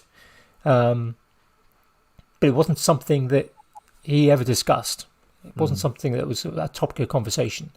Yeah. And I didn't bring it up either. I mean, maybe I should have done, but he wasn't into. Again, he wasn't different generation. I mean, my mum died when I was 15, so he was, and I know he grieved for her for the rest of his life, which was another kind of 17 years, something like that. So, and I know he kind of, because after he died, I found some of his diaries, and it wasn't kind of journals, it wasn't kind of long riffs of things. It's just literally kind of just an ordinary, the little pocket diaries where you kind of jot down when you got your doctor's appointment or your optician's appointment. Not much in it, but some of the little jittings and jottings in those, and it's just like, but he never talked about that sort of stuff, and I kind of wish maybe he had. I think it would have been hard conversations, but again, he was from that era. He was born in the 30s. Grew up kind of through World War II. I mean, he almost got drafted to Korea because he was in national service at that sort of time. Just missed out on that. Just missed out on being sent to Malaya. So it was kind of that whole kind of generation where it's like the guys who went through World War II hardly ever talked about it. So many stories lost, so many probably important stories lost. I mean, yes, there's been the books, there's always people who write the books, but the everyday bloke, the kind of person who doesn't have that within them to write a book, they didn't share it or rarely shared it. I mean, I can remember there was a guy when I was probably about 10, 11. My dad made friends with a guy in the village who was that we were in, who was probably in his 70s at the time. My dad was kind of, I guess he'd have been mid-40s. And because he'd done his national service, he kind of got to know this guy quite well. And I know they had, because they kind of visited, my dad at the time, he had MS, and this guy would sometimes come and visit. And I know they would have quite long chats. But the only thing I ever found out was this guy had been a POW in kind of sort of Japanese front, and he'd been a POW for a few years. Now, yeah, if anyone who's ever read anything about the kind of how the Japanese at the time treated POWs at the time, I mean, it was horrendous. The conditions they were kept in, how they were treated or mistreated, but there was never any conversation about that. That was as much information as I ever got told, and that was only bits that came out, bits by bits, even into my kind of my 20s. Yeah, where you'd bring up kind of, oh, do you remember so and so, and it was like there was never any. I know there was more conversations, and you kind of got respect, maybe element of keeping things private, but so many lessons. Shielding you from it though as well, to an extent, you know. I guess, yeah, and I guess that's also one of the kind of the elements of it, isn't it? You shield. You don't want your family to know that you're maybe suffering. Paternal instinct kicks in, like, and you know, you don't want to, I suppose, push your burdens onto your children, but you know, as we know that. But in doing so, too many men keep that burden just within themselves, and they won't go. Yeah. You can understand. I think, or I can understand. Maybe not wanting your children to worry. Yeah. I know, because I mean, as most people know, I've got quite bad back, and I know that my kids sometimes worry about that. And I can't hide having a bad back, because some days I struggle to walk. I can't pick up heavy things some days. There's stuff that I could do that I can't do now. So it's out in the street. Yeah, if I go to town, probably nobody would notice, but my kids notice because they see me every day. Yeah. But and I know that times they've worried about that, and that is concerning. You kind of think you don't want them to be worried about you as the parent, as the adult. It's your job to worry about them, isn't it? Yes, that's the kind and to look after them and to provide for them. But too often, I think, as men, that then results in I've got a bit of a lump, but I don't want to go to the doctor and say I've got a bit of a lump because I don't want somebody else looking at my testicles. Never mind feeling them. I'm having a few problems getting maybe passing a bit of blood, or I don't want somebody sticking a finger up my backside because that's one of the things that potentially do. But as you said, if it's caught early, it's treatable. Yeah, exactly. The same as testicular cancer. There's that duty as a parent then as well to stick around. Yeah, if you can, and it's normalizing that sort of behaviour, isn't it? It's normalizing that. Yeah. Actually, maybe it is a good idea to get checked when you first. The oxygen mask on the plane. Yeah, absolutely. We're not as invulnerable as we claim to be. We're not as.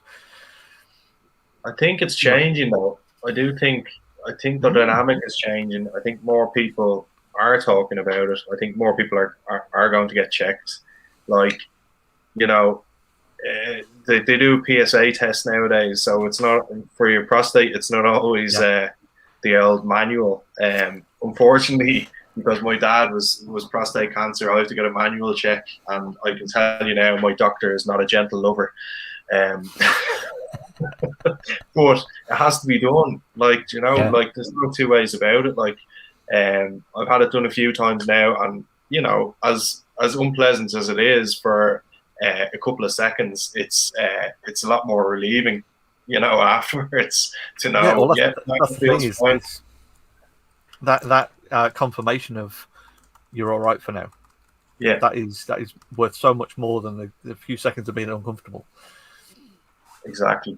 I know what, because I had a lump scare, and it was that thing of going and getting checked out, and sort of having the worry and the fear beforehand. Yeah. And then thankfully it's all okay. It wasn't anything for me to worry about, but it was the worry leading up to that. But that moment of then going, no, it's nothing to worry about. It's just a tissue build-up and all the rest of the stuff. It was such a relief then. But getting over that first hurdle of I've been once, I know that if I now find another one, I'm not going to hesitate at all because I've been through that thing once. And same goes, like if someone was to, to come to me in confidence and say, I sort of, I found this thing, I don't know whether I should get checked out and stuff. And it's like, no, look, I've been through that. I've been and got checked. Go and get checked. It's not as bad as you thought. And it's having those conversations, isn't it? It's opening up, removing that stigma and opening up those conversation pathways to be able to kind of normalize these things and say, look, it's a bit of your body. If you had a cold, you wouldn't, be afraid to go and get some tissues from the supermarket or the shop or something, or if you had a cough, you would go and buy cough medicine. But as we said, like early detection is key as well. Like so, the sooner you can get that check, the better. And that's just that's life. It's vital. And I mean, at the moment we're facing a situation. My mother-in-law is terminally ill with not prostate cancer, because that would be ridiculous. Impressive. Yeah, not prostate. Again, said the same one again. The one in the middle of your, just by your stomach. Pancreatic cancer. That's it. Thank you. Again, nowadays that's quite treatable. Yeah. If it's caught early. Unfortunately, hers wasn't caught early. And this is the thing now. I mean, that the money that's been raised for Movember and the like, and Cancer Research UK, and these things, they're doing an awful lot of research. Cancer is affecting more and more people, unfortunately. I mean, I can remember as a kid, the figures were 1 in 3. Now they're saying 1 in 2 people. And we can look into. There's all sorts of reasons why that might be. I suspect mostly it's about better detection. Better detection, and we've increased the lifespan. Yes. So we've increased the numbers. People were dying of old age before they were dying of cancer. Yeah. Or dying of cancer that wasn't noticed. Yes. Well, most people don't die of cancer. Like, they die of the body shutting down around it. Like my dad had terminal prostate cancer, but it wasn't the cancer that killed him. Like, do you know what I mean? I think it was pneumonia for my dad. Pneumonia was on my dad's certificate. Yeah, as a result of throat cancer. Yeah, exactly. Like, so I mean, like, now that we can detect it, we're finding out it is because of that. But maybe they were dying of pneumonia, but it was pneumonia, because of. Absolutely, yeah. Yeah. And I'm sort of changing slightly away from the sort of cancer. I think one of the things Jamie and I are seeing, particularly because we've raised it a few times, and I'm seeing it more and more. Partly that might just be because I'm looking for it more and more. I think within the maker community, but also slightly wider kind of the internet use. People are talking about kind of neurodiversity. The kind of things like ADHD and the autism, and going, well, actually, these aren't bad things. No. I mean, certainly as a teacher, when I was teaching, you sort of say to a parent, or if the school special needs coordinator sort of says to a parent, we think your son or daughter may be autistic, or maybe has ADHD. I've seen so many times when parents go, well, I'm not having them tested. Yeah, they're not going to be tested. They're not going to have a label. They're not going to have, a syndrome or whatever. And it's just like. Whereas now it's like, if you've got that label, you can get help or treatment or things just to more improve understanding, quality of life, or just have an explanation for why you struggle to Absolutely. Why these letters dancing around on the page. Well, because you've got a type of dyslexia that causes letters dance around a page, and if you have this type of glasses, then maybe they don't, or you use an overlay, or my nephew, he, like, ridiculously intelligent guy, was like, whatever we do junior cert at kind of 15, so it's like, I don't know what that's the equivalent to over there. GCSEs, probably. GCSEs. So So he was offered scholarships to go to Germany because he did so well in his German. He was offered scholarships to go to Dublin City University for a program for gifted kids. Nice. But he did a thing called transition year, which is like 15 to 16 over here. You get to try out all the different subjects. And he stopped going to school. And then fifth year, he stopped going to school. He was turning in for 1 or 2. And then sixth year is just before he got to college over here. So you sit an exam called your leaving certificate. And because of the pandemic and whatnot, they were changing the way they were doing the exams. So you could get like I can't remember, a cumulative grade or whatever. So over whatever you did in school, if you didn't do so well in your exams, they could bump it up compared to what you're doing in school or whatever, because there's so much pressure on the kids. But he hadn't been in 3 years, and my sister brought him to get tested. So he was diagnosed with autism and mild depression. So he got into the system. He got on medication. The depression kind of eased a little bit, but he still wasn't going to school. It wasn't for him. He went and sat his leaving cert. I think the max points for 6 subjects is 600, and he got 520 points after not being to school for 3 years. And I think his grades dropped maybe on English because he didn't read the novels or whatever like that. But he's in college now. He's studying economics and philosophy, and I just, hopefully that's more his group, the people he wants to be with. It's something he's going to want to study, somewhere he's going to want to be. Like, he's a monster of a guy. He's like 6'7", stocky, playing American football.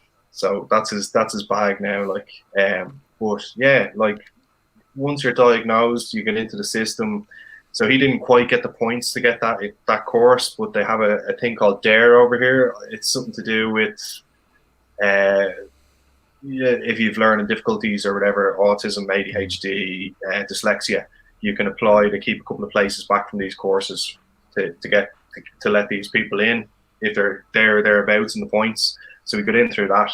So once you're diagnosed and you're on the system, there, as you say, Jamie, there's help there. People can help you out. And it's interesting, like saying about that kind of, finding the right subjects or finding the right way of learning or things like that. And those neurodiversities, they've been around, and like we said before about detection. More people are being diagnosed with these neurodiversities because there is, more understanding of it and better detection of it and things like that. And that's then enabling people to go into the right places for them. So people who are, neurodiverse in those ways tend to be good at things like science or engineering or maths or economics and things like that. So giving them access to those subjects then, rather than just saying, oh no, you were rubbish at reading Kes and writing about those 3 talking points, so therefore you can't go to university and study mechanical engineering, or things like that. And now saying, well, actually, your strengths lie in these things. So what we'll do is we'll allow you access to this piece of specialist software that will help you dictate what you want to say in your final exam, or things like that, to allow you to communicate differently. I used to work with a guy who he was quite dyslexic and had got help going through college and uni, and he was working for a fairly significant large employer in the UK and around the world, who kind of feed a large chunk of money into the system one way or another.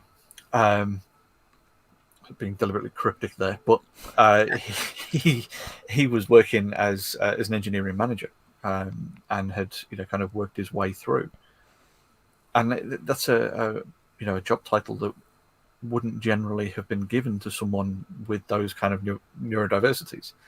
because it's communication, it's writing reports and things like that. And he had dictation software that would read emails to him, so he could then process the email in his head without having to try and fumble through reading it.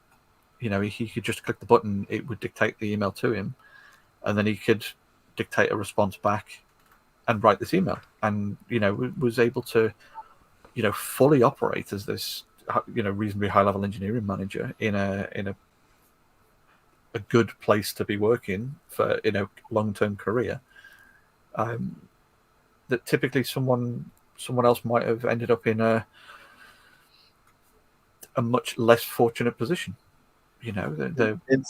It's like was it Hannah that was saying that they reckon like 80% of Silicon Valley are on the spectrum somewhere. Yeah, so absolutely. It's obviously those guys now that are in power are realizing like why they would be funding these courses or the aid is because they realize that they're on that wavelength and they need more people like that in there. Like, so again, that's awareness. Like, that's creating awareness. That's amazing. Like, I just think that's brilliant. Like, I suppose like yourself, with your sort of past of being a gym instructor and stuff, knowing what things you can ask people to do. It's knowing the person that you're trying to teach or trying to help. In the same like you well, obviously I didn't watch you work, but I would imagine you wouldn't have set the same gym plan to every person who walked through the door. Yeah, exactly. You've got to tailor things to the right people and find what works for them rather than blanket approach, give everyone the same. Yeah. I know we're getting down the education chat. That's gonna. I was going to say I'm just hoping at some point there's going to be. I'll try and keep short my education rant for the week short, but I'm kind of hoping that at some point the education system will change and flex, because we're still basically in the same system that we've had for the last 100 years or so of preparing people to go and work in factories. And although there's kind of pushing it in the UK, 50% of the population pretty much now age 18 go to university. That is something I really could rant about, because I don't think we need it, and I think the universities have become a business promoting going to university rather than necessarily producing people for jobs that are needed, and too many graduates and just got a pile of debt but no graduate level job.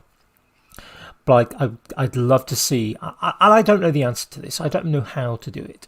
If I don't know that there isn't a simple answer for sure, but a system where there is that flexibility to recognise that somebody is neurodiverse, and putting them through the same system of classes and exams isn't going to be the best thing to get the best out of them and to prepare them best for life.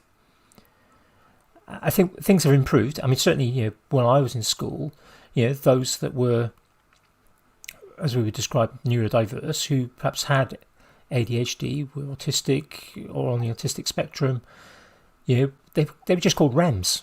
Yeah, that was the phrase that was used. It was classes. They were in the remedial classes, and that was the official term. And the rest of us, we called them REMs. And that wasn't nice. It wasn't pleasant. It wasn't designed to be pleasant. Did that system work? Maybe not. I certainly know I have at least one friend who was in that kind of end of the school system, who has gone on to a very successful career, has a degree and a master's degree, and is now has a very successful career, who pretty much washed out of school with hardly anything, but luckily fell into a college place where they kind of went, do you know you're dyslexic? Have you tried using a computer? I mean, at those days, computers were relatively new things. They weren't to a penny as they are now. Certainly weren't something you carried in your pocket. That's like big pockets to do them. The slates bounce around too much. There were so many people like that though that just went under the radar. Absolutely. Like there's a guy I work with. He's my foreman, and he's dyslexic. But Like he says to me like, yeah, my mother was in school more than I was, kind of thing, like because he just didn't go. But the guy, like, he's ridiculous with his hands. Like he's like he plasters, he does woodworking, he does bricklaying, he can tile, he can drive machines, he can read plans. Like just ridiculous. But like in another time frame, obviously that would have been caught, and maybe he would have got the help he needed. Not that he needs it now. Like he's doing well, but maybe school wouldn't have been that burden to him. Maybe he would have went more. Maybe I think there were so many people that got that just flew under the radar because they were considered dumb, or or as you say, REMs or whatever. Like, and some of those people have gone on to successful things. I've mentioned before a guy that was on my degree course. He left school at 14, became a brickie. Eventually, in his early 20s, was on day release for college. They kind of recognised he was dyslexic, kind of helped him. He started his physics degree at the same time as I did, 1988. He's now got a PhD in nuclear physics. Yeah, he started out as brickie. Yeah, he was lucky. Yeah, he's lucky he fell into that college place that recognised. How many people haven't? I mean, yeah, there are plenty of people who've made very good careers as builders. Nothing wrong with that at all. And we're now seeing the situation, certainly in the UK, where taking kind of trades as a career wasn't seen as the thing to do. So now we've got a massive shortage of those trades. So trying to get somebody to do work, certainly down here in the southeast of the England. Same all trying to get people. I mean, some of the big houses or the expensive houses in our village are owned by people who work in construction. Yeah, if you're a sparky or a plumber or a chippy or a lorry driver now, like absolutely in demand, more than a financial advisor or civil engineers. Yeah. I mean, weirdly, in places I've worked in the past, the civil engineers were the gold dust, and they were the ones who were getting, like the project management roles and things like that. And I used to work with the civil engineer who, possibly one of the most mathematically intelligent creatures I've ever encountered in my life. He'd done a maths degree. And like absolutely aced it, and then started working for this company, and they basically went, we actually need a civil engineer, can we put you on a civil engineering degree? And he just went, yeah, may as well. So he had a degree in maths and a degree in civil engineering, and we were driving software to do 3D calculations of landfill sites. So this is like massive plots of land, all in 3D, that was like surveyed with GPS survey things, where guys are like walking for a few hundred meters, to do this like calculation. And by the time we'd got the software, got the survey information, transferred it all into the software, done the 3D map out, he'd have roughly calculated in his head how much material, like putting like a 300 mil clay liner inside an open landfill cell, and by the time we'd processed it all in the software to get the real figures, he was about 5 to 10% out doing it in his head while we were doing it in the software.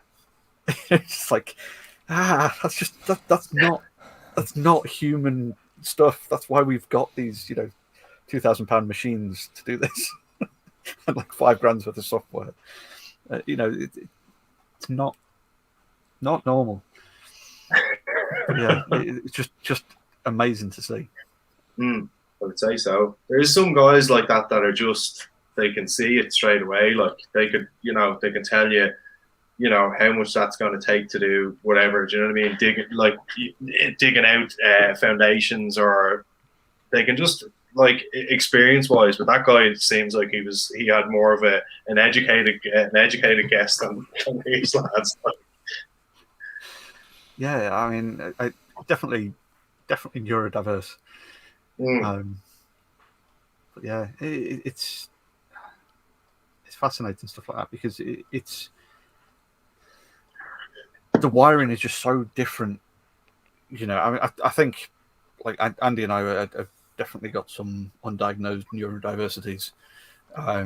You know, and I know that from discussions we've had with friends who are perhaps a little bit less so. You know, we've realizing that we see the world differently to other people, but then to realize that other neurodiversities are different again.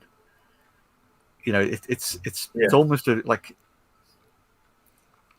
I suppose it's, you know, the way like people get workshop envy. You know, it's like superpower envy almost. You know, there are things that I can do that my friends can't, and the things that some of my friends can do that I can't, and you sort of like, oh, I want to be that special. Minds are amazing though. It's like if you ever meet somebody who's got a true photographic memory, it's just unbelievable what they can do. My boss, because eidetic memories are super rare, and I've only ever met one. My boss is pretty much there, and yeah, again another like ridiculous human, but yeah, like you say, it totally just it is absolutely a superpower to see them function. You know, apologize, I cut you off there, Andy. Go for it. Well, I was just say the only one I've ever met was she was a final year student sharing the same kind of on-campus accommodation when I was in my first year university, and she was doing something like hotel management tourism course. She spent a placement year working for one of the big breweries, kind of the owned Vladivar vodka and a few other kind of big names. Very much a kind of party animal, out, you know, multiple nights per week. Did enough kind of, you know, work through the year just to kind of, you know, not get into trouble for not handing things in, but, you know, just basically just a party animal. Night before any of her exams, literally would just flick through the notes almost as quick as that. Just kind of, you know, going through, glancing at Johnny Five style. Just, yeah, and yeah, walked out with the first. Yeah, just.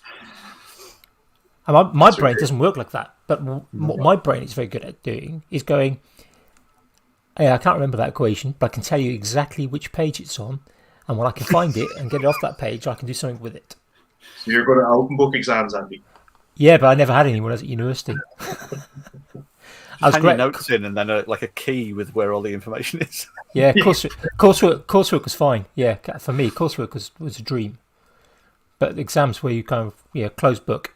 No, but I would be sitting there going, "Yep, that's green folder. That's the third section, halfway down the page." That's that. I'm good at knowing where things are and finding things, and I can find things really, really quickly, and process the information once I found it quickly. But I can't remember stuff for toffee. Really can't. It's like going back to kind of the start, talking about films.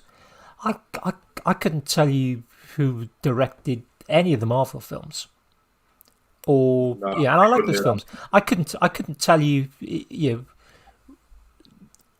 I can tell you the name of the kind of the lead writer on the Doctor Who episode that aired tonight, but I couldn't tell you kind of when whichever other ones did whenever. I can just about remember the names of the main actors. But yeah, that's about it for something like Doctor Who.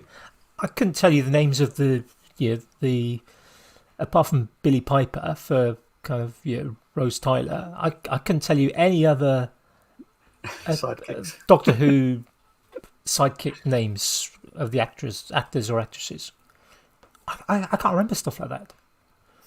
It's just, but I can process information, and I can find stuff out. I mean, I've got notebooks galore behind me on the sort of shelf, and I can find stuff in those really, really quickly.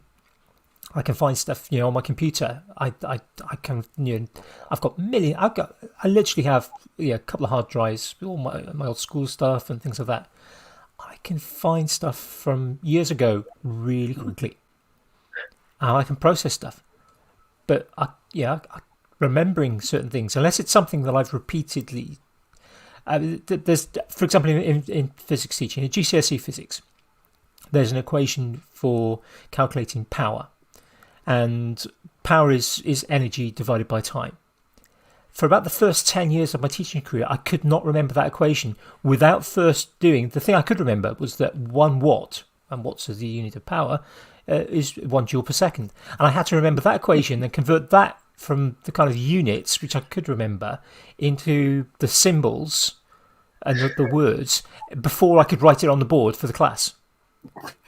After sort of 10 or 12 years, even now, kind of a few years I've teaching that, I've still got it in my mind because I've written that on boards thousands of times. But it took 10 years to do that. It's just odd how our brains work. I have a friend who he's a solicitor. So when he went to college first, he studied ancient Gaelic and archaeology. And then he went to Japan and did TEFL, so teaching English as a foreign language. So he's there for 2 years, and then he came back and he sat his solicitor exams, and he pretty much aced it. So there's a massive, big 3 solicitors in Ireland. He was up with 1,300 people, and he got whittled down to the last 10, and they took him on as a junior. So he's ridiculous memory for certain things. And then I'm like, Dave, do you remember that time we went down there and you couldn't do this? And he's like, no. I'm like, you were there. You were there with me, and this amazing thing happened and you can't remember it. He's just like, I just push that stuff out of my mind so I can remember other stuff. It's the Homer Simpson thing, isn't it? It's the every time I learn something every new, time I learn something new, something old is pushed out of my head.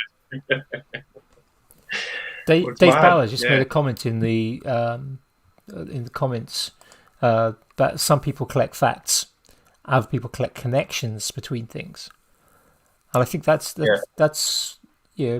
quite a useful way of thinking about it. Because it's that diversity, isn't it, of people and how they do things. Absolutely. I wonder if there's perhaps some left brain, right brain kind of stuff going on there, maybe for hemispherical dominance, perhaps. I don't know. I mean, it's interesting. Neurophysiology, the neuroscience, is one of the newest of the kind of the sciences. We know so little about the brain. Yeah, most of the. I can't remember, Baroness Greenfield, I think. It's kind of one of the most well-known neuroscientists in the UK. I may have that name wrong. I'll check for the show notes. She wrote a book. It's got to be at least 10 years now. Yeah, I can't remember that. But I know there's this book that she wrote, and basically says, some point before today. It's only the last 25 years that we've really been able to study the brain. It's only with the development of MRI and fMRI and all these other kind of amazing machines, and the processing power that the kind of the revolution in sort of silicon has generated over the last 30 years, that's made it possible to be able to start to actually look at how the brain works, and I look at the hemisphericity and like you were talking about last week, that difference between the male and female brains of the corpus callosum and how the sort of the connections through that are developed. I mean, I absolutely love that stuff.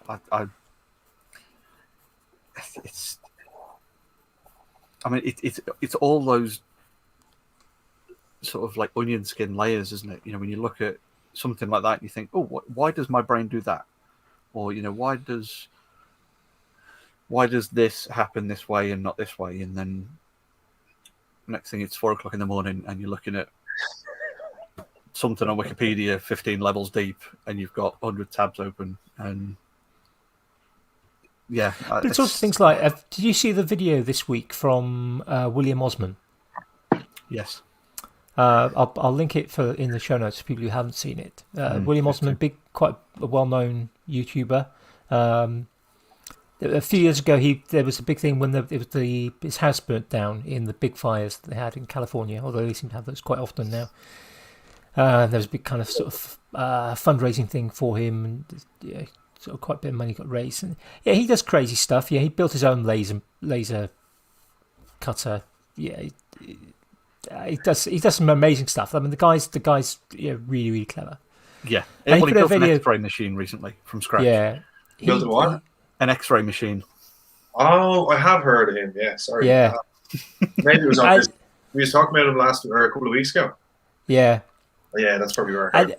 It is. I mean, the guy's nuts in a good way. Yeah, I mean, not many people are able or have the skills to build an X-ray machine.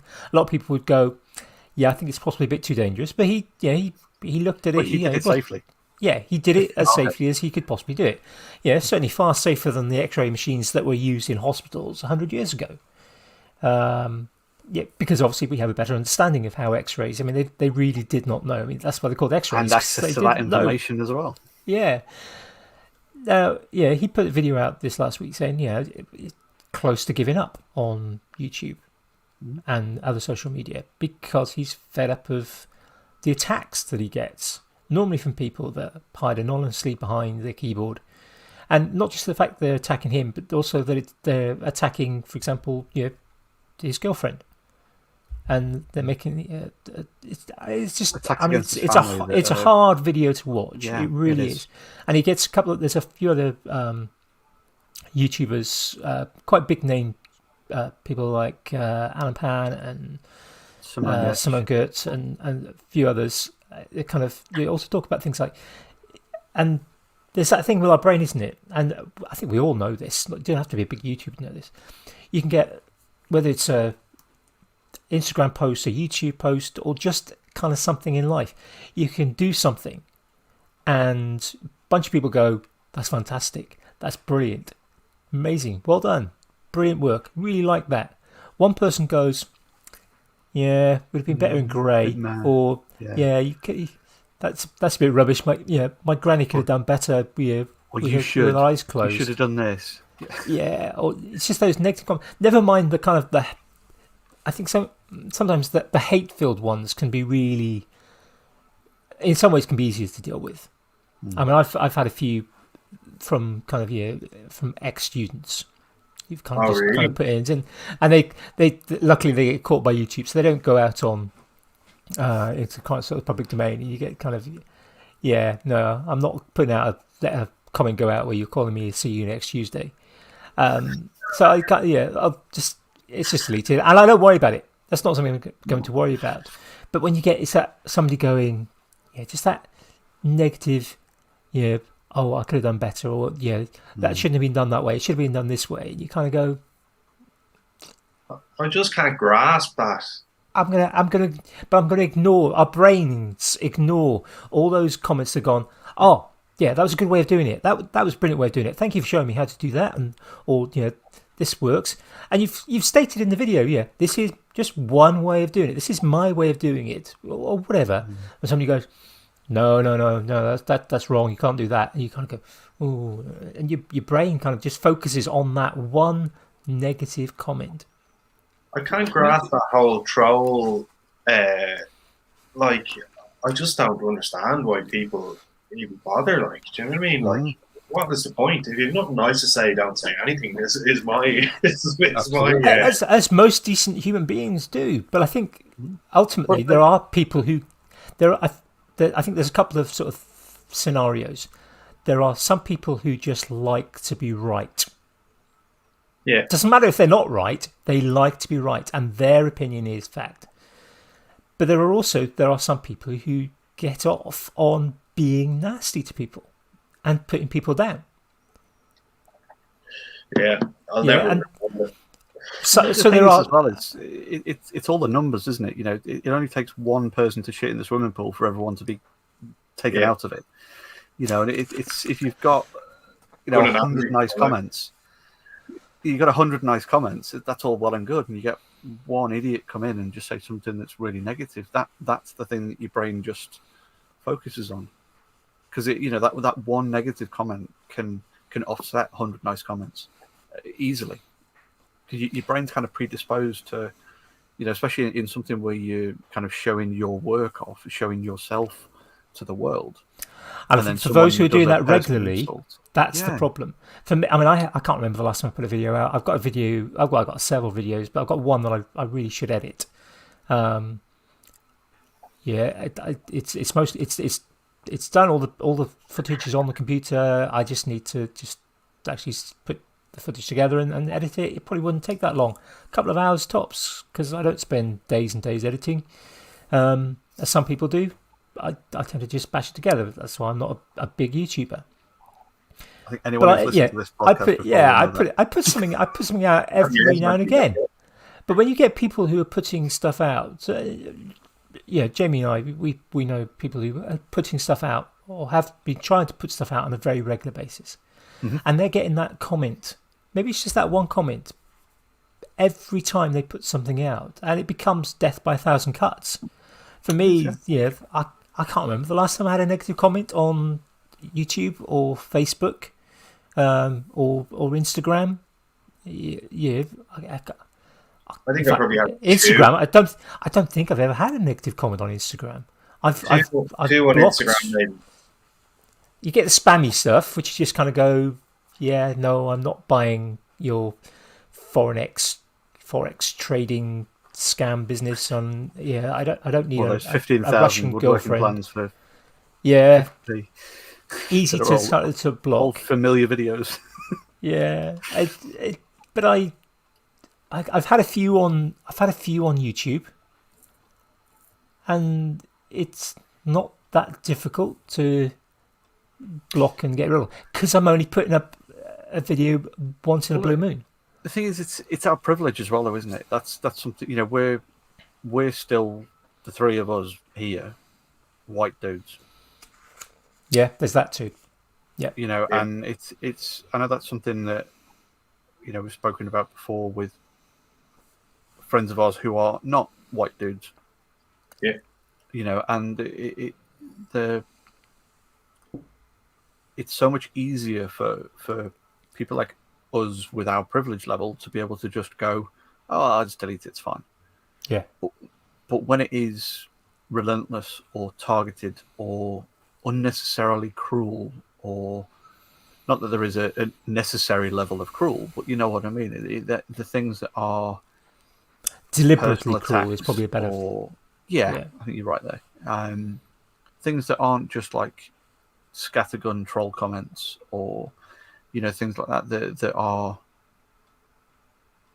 very specifically aimed at undermining or devaluing or dehumanizing or things like that aren't necessarily comments that we would get, or aren't comments that would necessarily hit us because they are perhaps too ridiculous for us to take to heart or things like that. But we might get the odd one, not like a relentless barrage. But I mean, even now, I like the silliness of it. The on the YouTube stream at the minute, we've already got one downvote for this one, which chances are is one of our friends in the comments. Or possibly not. I've certainly know of, before I finished teaching, I overheard sort of kids sort of saying how they would go on YouTube and just see how many downvotes they can give, how many videos they can give downvotes to. So literally, see what's on live, or just go through and just literally go on something and downvote.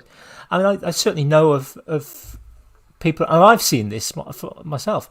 I've got a downvote before a video is being published, or it's like a scheduled video, or before anyone has had a chance to watch it. So you post it, and by the time you've actually then sort of left YouTube Studio, gone to check that it's up, kind of going into kind of your account properly, and there's already and it's a 10-minute video, and it's within a minute and a half or a minute, and there's already a downvote. It's like you haven't even watched it. You can't even watch it at double speed.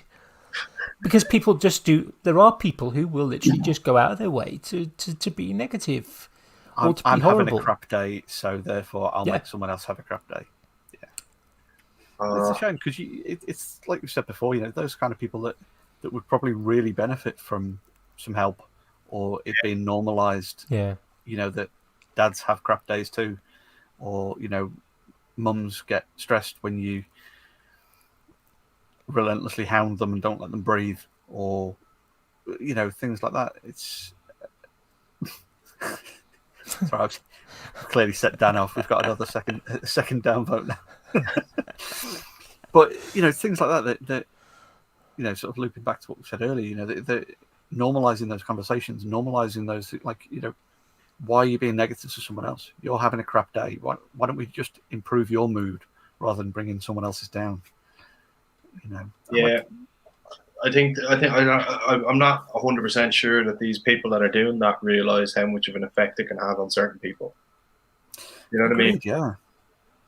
Or that they've had something similar before and they know how much it is, and it's trying to level the playing field as well, maybe. Possibly. So I left I've been in as we talked about when we were on Crosscut podcast, Jamie and I, the week before last. Paul Brooks and I are in the same Facebook woodwork group. In fact, several, because there's several kind of big woodworking groups for the UK. And I left one this week because I got so fed up of seeing kind of sort of somebody post a number of things. There was kind of Joe's program that he's been on, the best sort of woodworker. Yeah, the title maybe doesn't quite fit the skill set. You could argue that, but it's TV. You got to accept that. TV producing companies, they don't always do things quite right. Well, I mean, Mr. Universe has only ever been won by someone from planet Earth. Yeah, so it's not very selective. Maybe Britain's Best Woodworker is to be picked out of the selection of people on the show rather than out of every rather than the entire UK. Yeah, they didn't get 70 million people to kind of sort of start and narrow it down by kind of knockout. But so there were quite a few posts where people were slating it as a program because of sometimes partly down to that choice of title and the contestants taking part. Yeah, because ultimately, like a lot of things, it's based on who's competing, who's been willing to stand up to take part. Yeah, because a lot of people claim to be brilliant, but don't necessarily don't. I mean, that's sort of another discussion. But for me, the tipping point was that more often than not, you get people who are clearly newbie woodworkers who will come on and they'll ask a question. And they'll ask a perfectly good question that deserves a perfectly good answer, perhaps with reasoning, kind of sort of saying, well, look, do this in such a way, if you're doing the architrave, set it back 5mm because that will give you a better profile around the door, for example. Or, if you're doing a dovetail, cut away from the line, chisel to the line, so you get a better finish on your dovetail. Whatever. The question is that isn't important. And you will get those a good response within the answers, but you'll get 5 good responses that will explain this, or you'll get a few that will just kind of give the shortest possible answer. You kind of go, not quite sure, but then you'll get a bunch that will just be what if you challenge them, they'd say, oh, well, it's just banter, it's a bit of humour, I'm having a laugh. But for somebody who's perhaps taken that step to kind of go, to expose themselves as not knowing, to put their hand up and go, I said don't. For me, like as a teacher, one of the things that I struggled with most was finding or getting kids to ask questions. It always drove me nuts in a classroom where the person asking the most questions was the person with at least 1 degree, if not 2.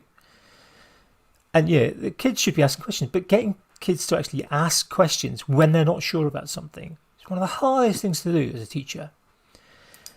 And you often sort of see that in situations. And I certainly,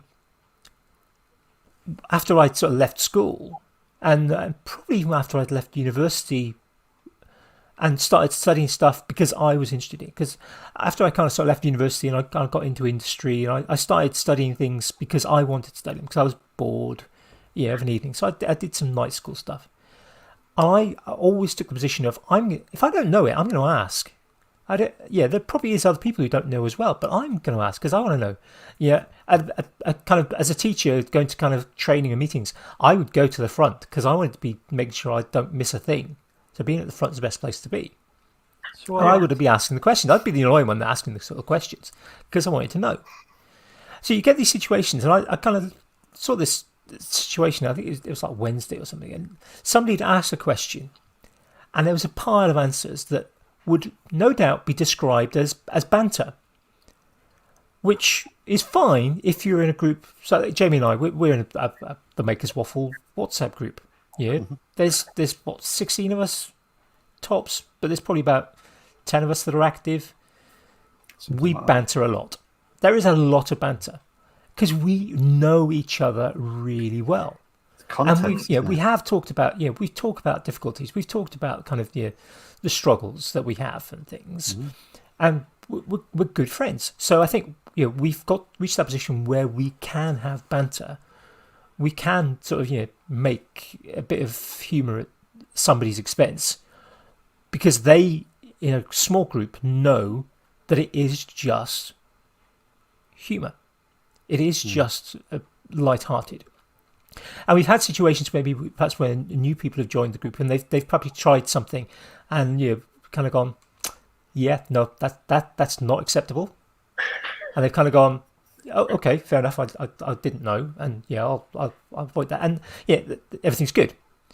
But when you're in a group where there's literally thousands of people, I think the kind of the banter thing doesn't quite work, and there's too much consideration. It's too little consideration given to other people. Yeah, exactly. Yeah, it's context and the scale of numbers, isn't it? In a group of 10 active users who are all friends, who know how to wind each other up and what banter is fine and things like that's contextual for your group. If we were to then post a day's worth of our chat in the Makers Waffle group to a public forum for people who weren't in that, people would scrutinize it and think we were horrific humans. In probably, the same way when people overhear the kind of the dark humour that ambulance personnel or fire personnel or army or services police use. Yeah, exactly. And it's the same sort of thing. If you've got 1,000 members in a woodworking group, which 1,000 members in a woodworking group is a huge underestimation. I think Woodworking UK is many thousands. Woodworking UK is 30-something thousand, I think. Something like that, yeah. But when you've got that, you might have 2 or 3 members. Like I know a couple of the members in there that I can have one-on-one banter with. Guys that I've met at Maker Central, and would bump into each other, know each other's face, and would have a natter with. But there's a difference between being able to say something to his face at Maker Central, with a cheeky grin on, and know that he's going to have a cheeky grin on, and we're going to have that, that context there of being able to insult each other or take the piss or something like that. But if I was to type that as a response, same sort of thing as a response on a forum where 1,000 people might see it, they're not going to know the backstory and the context between the relationship between me and that other person. They would just see a mean comment, or would see something that didn't make sense, or was maybe an inside joke, or maybe, it's that context that people sometimes don't realize that, if you are friends with someone that you're making a comment to on Instagram, and you might say something that is, banter between you two personally, not everyone's going to know the context of that banter. Well, like I've heard about those. Like I'm not involved in any of those Facebook woodworking groups or anything like that, but I've heard a lot of them are very like toxic.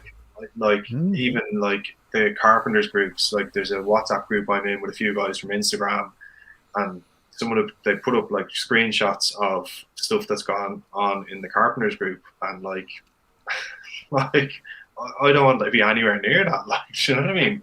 Like it's just too much negativity. Like that's what I like about Instagram and the maker community, that everyone's so positive and everyone's like, even with the banter, like Rasmus gets a lot of a lot of grief off everyone, but like it's rightfully so. But yeah, that's contextual. It's reciprocal, like, you know, he gives totally. what he gets, like, but yeah, everyone's just so everyone in the maker community just seems to be so like happy to see someone do something. To like, a lot of my carving stuff, I like is crap compared to most people on there, but everyone's happy to see you trying it. Or yes. when I'm doing a bit of copper work, they're happy to see you giving it a go. Like, do you know what I mean? No one's saying, "Oh, that's shite." Like, you know what I mean? They're all encouraging. Yeah, that's what I was just about to say. It's genuine happiness to see you doing it as well. Yeah, you know, if you're doing something that someone else knows how to do, it's like the opposite of gatekeeping almost, isn't it? Is they're like, oh yeah, fantastic, you know, welcome to the fold. It's, you know, yeah, it's fun to see you learning. It's fun to see someone else taking it up. Let's share stuff. Let's share techniques. Let's, you know, it's take in with open arms. Yeah, it's the rising tide raising all ships, isn't it? It's certainly the beauty of Instagram, I think, over something like Facebook. I think, as I said earlier, I think for me, Facebook, if it wasn't for a few friends and relatives who only use Facebook and things like the Fools with Tools group, I probably wouldn't go on Facebook. And there's another group I'm in called Kicking the Creatives, which is kind of an art-based group, which is it's not, I'd say, similar in terms of it's very supportive to like Fools with Tools, but it's a different type of community. It isn't as close knit, for example. Although again, it's off the back of a podcast. I think if both those two moved to Discord rather than Facebook, I would probably only check Facebook once a week for, again, friends and relatives that only use Facebook. I tried Discord for whose was it? James's hashtag woodworking. He was doing a raffle or something it was supposed to happen at Maker Central, but like technology, this was a really tough one. Yeah, I just couldn't get my head around it, to be honest. There was so much going on, like, and then you're trying to check like Facebook, Instagram, Discord. I was just like, no, enough. WhatsApp, Twitter. No, I don't do Twitter. I don't do Twitter either. Jesus, that can be another toxic place. I do use Twitter. I mean, I use Twitter for Maker's Waffle, and I've got my own account, and I've had my own account for longer than Facebook. Okay. It used to be really good for, and it still is if you dip into it, for this kind of edu Twitter. So, for example, I think it's Monday evening at 8:00, there's a half-hour chat about physics teaching. Okay. So there'll be some topics chosen on a web forum somewhere, and literally people will go, oh, we're talking about radioactivity. So people will suggest ways of teaching radioactivity and post to resources or good websites, and they'll literally just be kind of half an hour of people just throwing sort of suggestions forward, and it'll be discussions, of course, as well. Somebody will go, oh yeah, could you help me with such and such? And somebody will go, oh yeah, what you need is this, or if you go to this place, there's a great stuff, or need to think about this, or it might even be the explanation of the science if somebody doesn't really fully understand the science, and that's fantastic. And there's some great stuff of that, but there's so much toxicity in the education system. If you want to see sort of some teachers getting slated, there's some horrible conversations, and that's before you even get anywhere near kind of politics or COVID, anti-vax. I mean, there's some horrible stuff on there. It's just it's as bad, if not maybe even worse than Facebook in some respects. I like to be in my own little Instagram bubble. That's great. Yeah. Comfy and safe, and Yeah, No news. that kind of personal vacuum is the vacuum chamber of like being in that bubble, in that kind of knowing that the people you speak to are all like-minded and stuff like that is such a comfort that Yeah, when you kind of like poke your head out the side and you go, oh shit, the world's still horrible. I'm back in Back here. in. Oh, absolutely. Yeah. I'm wishing in a way I'd discovered Instagram earlier, because it was the summer of 2017, I think, when I found it, and it was like, ooh, really like this, and I like visual stuff as well. I mean, Yeah, I've spent a lot of time on, or used to spend a lot of time, I haven't done for a while, on kind of like Pinterest. I was going to say Instagram, Pinterest, because again, it's all pictures. yeah, You can kind of go, oh, I'm just gonna look for, and it would just feed you more of the pictures you want. So if you're like, I want to look at pictures of Land Rovers, you sort of search Land Rovers, and then it just feed you Land Rovers for the next 5 days till you started searching for something else. So that was always quite sort of nice as a visual person. See, So much easier than Twitter. my Pinterest relationship is to do with my wife saying I like this in there and that there, and this is how I want the bathroom, and that's how I Why want haven't you the made me panel. this yet? I saw this on Pinterest. Can you make it? I was going to say it's either a source of inspiration or a source of making you twitch and go down the pub. I can, but it won't look like that, love, because that's not how we have it here. Or the worst thing is, you kind of think, oh well, I'll have a closer look, and you click on it, and it's some dodgy link, and all you get is kind of either it's just dead and there's nothing there, or it takes you to kind of suddenly you're on kind of your Russian dating site or something like that, even though you were looking at a picture of a bathroom with a kind of some kind of shower fitting with a built-in beer shelf or something. Is that the story you're going with, Andy? Yeah, that's the story I'm going with. Yeah, it works. It's worked every time so far. Yeah.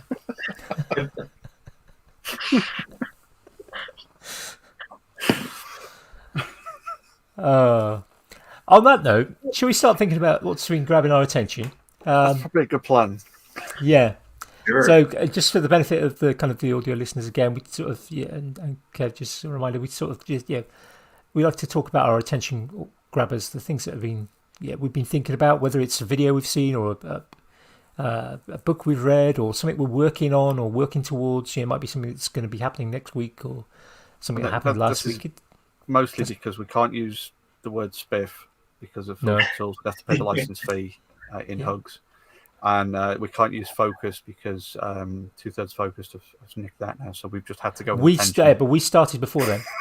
They nicked that from us. Good. Yeah, they came after us. So Catching our attention. yeah, so what's been grabbing your attention lately? I mean, in November, obviously. November has been massive. Like the logistics of trying to get 17 lads to send you a photograph of them. Of their faces. Just their faces.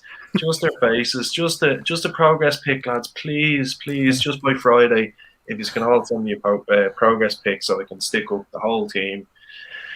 You get maybe 10 or 12 sometimes, and there's 17 of us. But yeah, that's obviously been catching my attention. Funny you should speak of it. 2/3 focused. I've been listening since they started. Obviously, I was a bit taken aback when they were on the Fools of Tools episode. Why do they all sound funnier? Yeah, but again, I think it's a different dynamic that they have. I think it really works well. I'm actually astounded by how good their English is, to be honest with you. Like, Rasmus especially, like. But yeah, no, I'm really enjoying that at the moment. Videos wise, the last thing I watched on YouTube, I think, was Colin Firth's solar powered lawnmower. Yeah, that's quite cool. That. Yeah, it was very cool. I like his stuff. It's fast, it's snappy. 15 minutes, 10 minutes done, and you always get a bit of excitement with him as well. Like, not And everyone's sometimes he comes up with sure. really, really good ideas as well. Yeah, and amazing. Like, He's the epitome of mad, eccentric British inventor. yeah, The stuff he does. He's plumber by darn trade. good. Yeah, darn good engineer. Oh, unreal. And he's kept true to his style. He's going now 11 million subscribers. He's something like the second biggest British YouTuber. The first video I think I saw of him was his suspension bike. Did you see that one? Where he made the bike out of all the springs. My brother-in-law sent it to me. I didn't know who Colin Furze was. Looked at this video. Was like, that's very cool. And then I heard about him on, I think, Fools with Tools, spiffed him one week or talked about him one week. And I've just been kind of hooked ever since. Like, his stuff is just interesting, dangerous, well worked out. Like, I definitely go back and check some of his early stuff as well. I've been watching Colin for far too long, but some of his stuff going back is just unreal. I've watched a good chunk of it, like the salad belt, the cake feeder. I've watched a good few. Like I've backlogged them. So like probably about 2 or 3 years now. I've been keeping up with him. Like, do you know what I mean? But it's unreal. I think my favourite is the hover bike. Oh yeah, that was cool. And the thing that I really love about that is that there have been people, engineers, proper engineers, kind of using kind of fingers around the kind of sort of proper air quotes. That's the phrase. Thank you. This is why I need you, Jamie. To air quotes around kind of proper, who've spent millions of pounds trying to develop something, and he just literally cobbles it together, and he's got something that works. Crikey! If you imagine what would happen if you kind of said, "Right, Colin, we're going to give you a stack of engineers." I suspect he probably wouldn't be able to work with it. But he said, "Look, here's a stack of engineers, a stack of fabricators. We want you to get this to kind of really finesse it." Yeah. I suspect, in a way, I think possibly it wouldn't work. But I also suspect that if he could work with that, it'd be like. I will say with the hover bike, I think that it's a very, very, very niche type of person who can ride that. He's got a lot of experience in things like flatland BMXing and things that would, and walls of death. Yeah, it's wall of death with the go-kart is ridiculous, and with the mopeds and but those kind of physical skills as well. It's things again. It's like Robert Browning and the Gravity Industries. Suit. Absolutely. Yeah, he's literally an Iron Man. Yeah, I think this is another rabbit hole we're about to drag Kev down here. Yeah, no, I think I've come across him. He's made like a jet propulsion suit. Yeah, he's got one on his back and one on each arm. Yeah, I think ex Royal Marine and ex hedge fund guy, I think. Yeah. And he's now pulling in lots of money. He's taken that thing around the world to some Barbados, Dubai. Now talking with Red Bull of doing kind of they're certainly having kind of competition stuff. Yeah, he's in conversations with the Ministry of Defence in the UK for applications for things like that. Nuts. But he started out again very physical. He started out. He was literally throwing himself in the air. The guy's stupidly fit.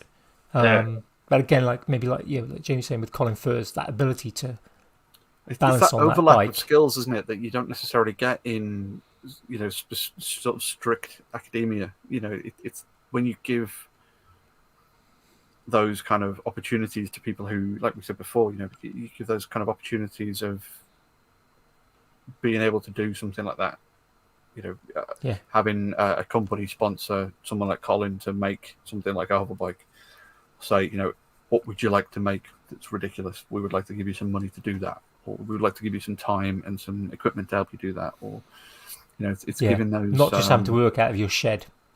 Yeah. Well, he now has a shed with a retractable roof, doesn't he, or a garage with a retractable roof? So I mean, a rocket suit or a hover bike, could just take off through that. It's on the cards. I wouldn't be surprised. Yeah.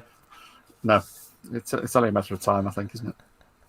Yeah, I mean, he's getting good sponsorship now, isn't he? Like the bunker that was sponsored by Sky One, wasn't it? Yeah. When he did the bunker, and Top Gear, did he do a car for Top Gear? And he's done. I think that was the BMW he did for Top Gear. Z3 or something, wasn't it? And then he's doing the screw tank for that Tanks of War or some game. Yeah. And then obviously the latest one was that game that I never played, but it was this. He's done a few games, isn't he? Fortnite was one. The next one. Do you remember he did the tuk-tuk with the retractable machine guns? Yeah, was that for Far Cry? Far Cry, yeah. So Far Cry 3, I think he's done like the flame-throwing backpack, the motorized bike, and he did some other stuff for Ubisoft for like Assassin's Creed and things yeah. Batman games and it's ridiculous. Like, so people are taking him serious. Like, it's amazing. Like to fund a guy that has that sort of brain. Like, it's just I mean, I suppose that's the thing. If you're a game development studio and you're going, right, we've got this ridiculous thing that doesn't exist, but we've made it in the game. Who can we get to make a real one? Right. Well, you've got Hacksmith Industries. You've got Colin Furze. Yeah, that's about it. Who can make something absolutely bananas that shouldn't exist in real life and then make it happen? It's basically those two. Hacksmith Industries will have me a rabbit hole now, I think. I can only apologise because they're basically the Canadian Colin Furze. Cool. And they did do one together at one point. They did, yeah. And I suppose with the backup, because James Bruton is the other. Anything that is wildly far too technical for again. Oh yeah, he did the Iron Man suit with furs, did he? Yes. Yeah. What was that called? And he's also done with Richard Browning. He did a shoulder-mounted, eye-tracking machine gun. Oh yeah. Because when Richard's flying, he can't use his arms to sort of shoot because he has to be flying. So it's kind of developing this kind of I was going to say Terminator style, but I'm not sure that Terminator style is quite right. But Predator. Predator. Yeah. Yeah. So you sort of eye target, and because then you can just finger trigger to fire. But it's fun. Yeah. Around good.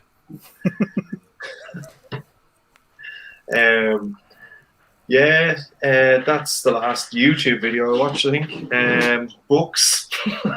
I'm on a bit of a Jack Reacher buzz at the moment, Lee Child. Good books. So just page turners, throw away, like disposable, but I don't know. I was very disappointed when Tom Cruise was named as Jack Reacher in the movies, though. Yeah, snap. They were good. I was talking to somebody the other day about this. They were good films. Yeah, the Jack Reacher films are good films, but not Jack Reacher. Give him some other name. Yeah, it would have been absolutely fine. Because Jack Reacher is 6 foot 5, 220 pounds. Yeah, of solid muscle. Yeah, with shaven head generally, not always, but generally a shaven head.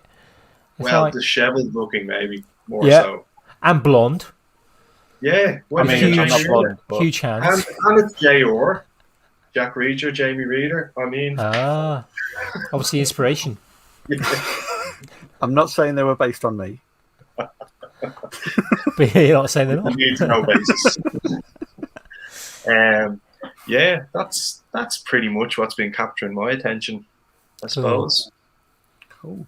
Jamie, what about you? We've already gone through mine of swanning it with Alex Paul Ironworks and his crew and the wonderful. I'd say that was a good time, was it? It was a very good time.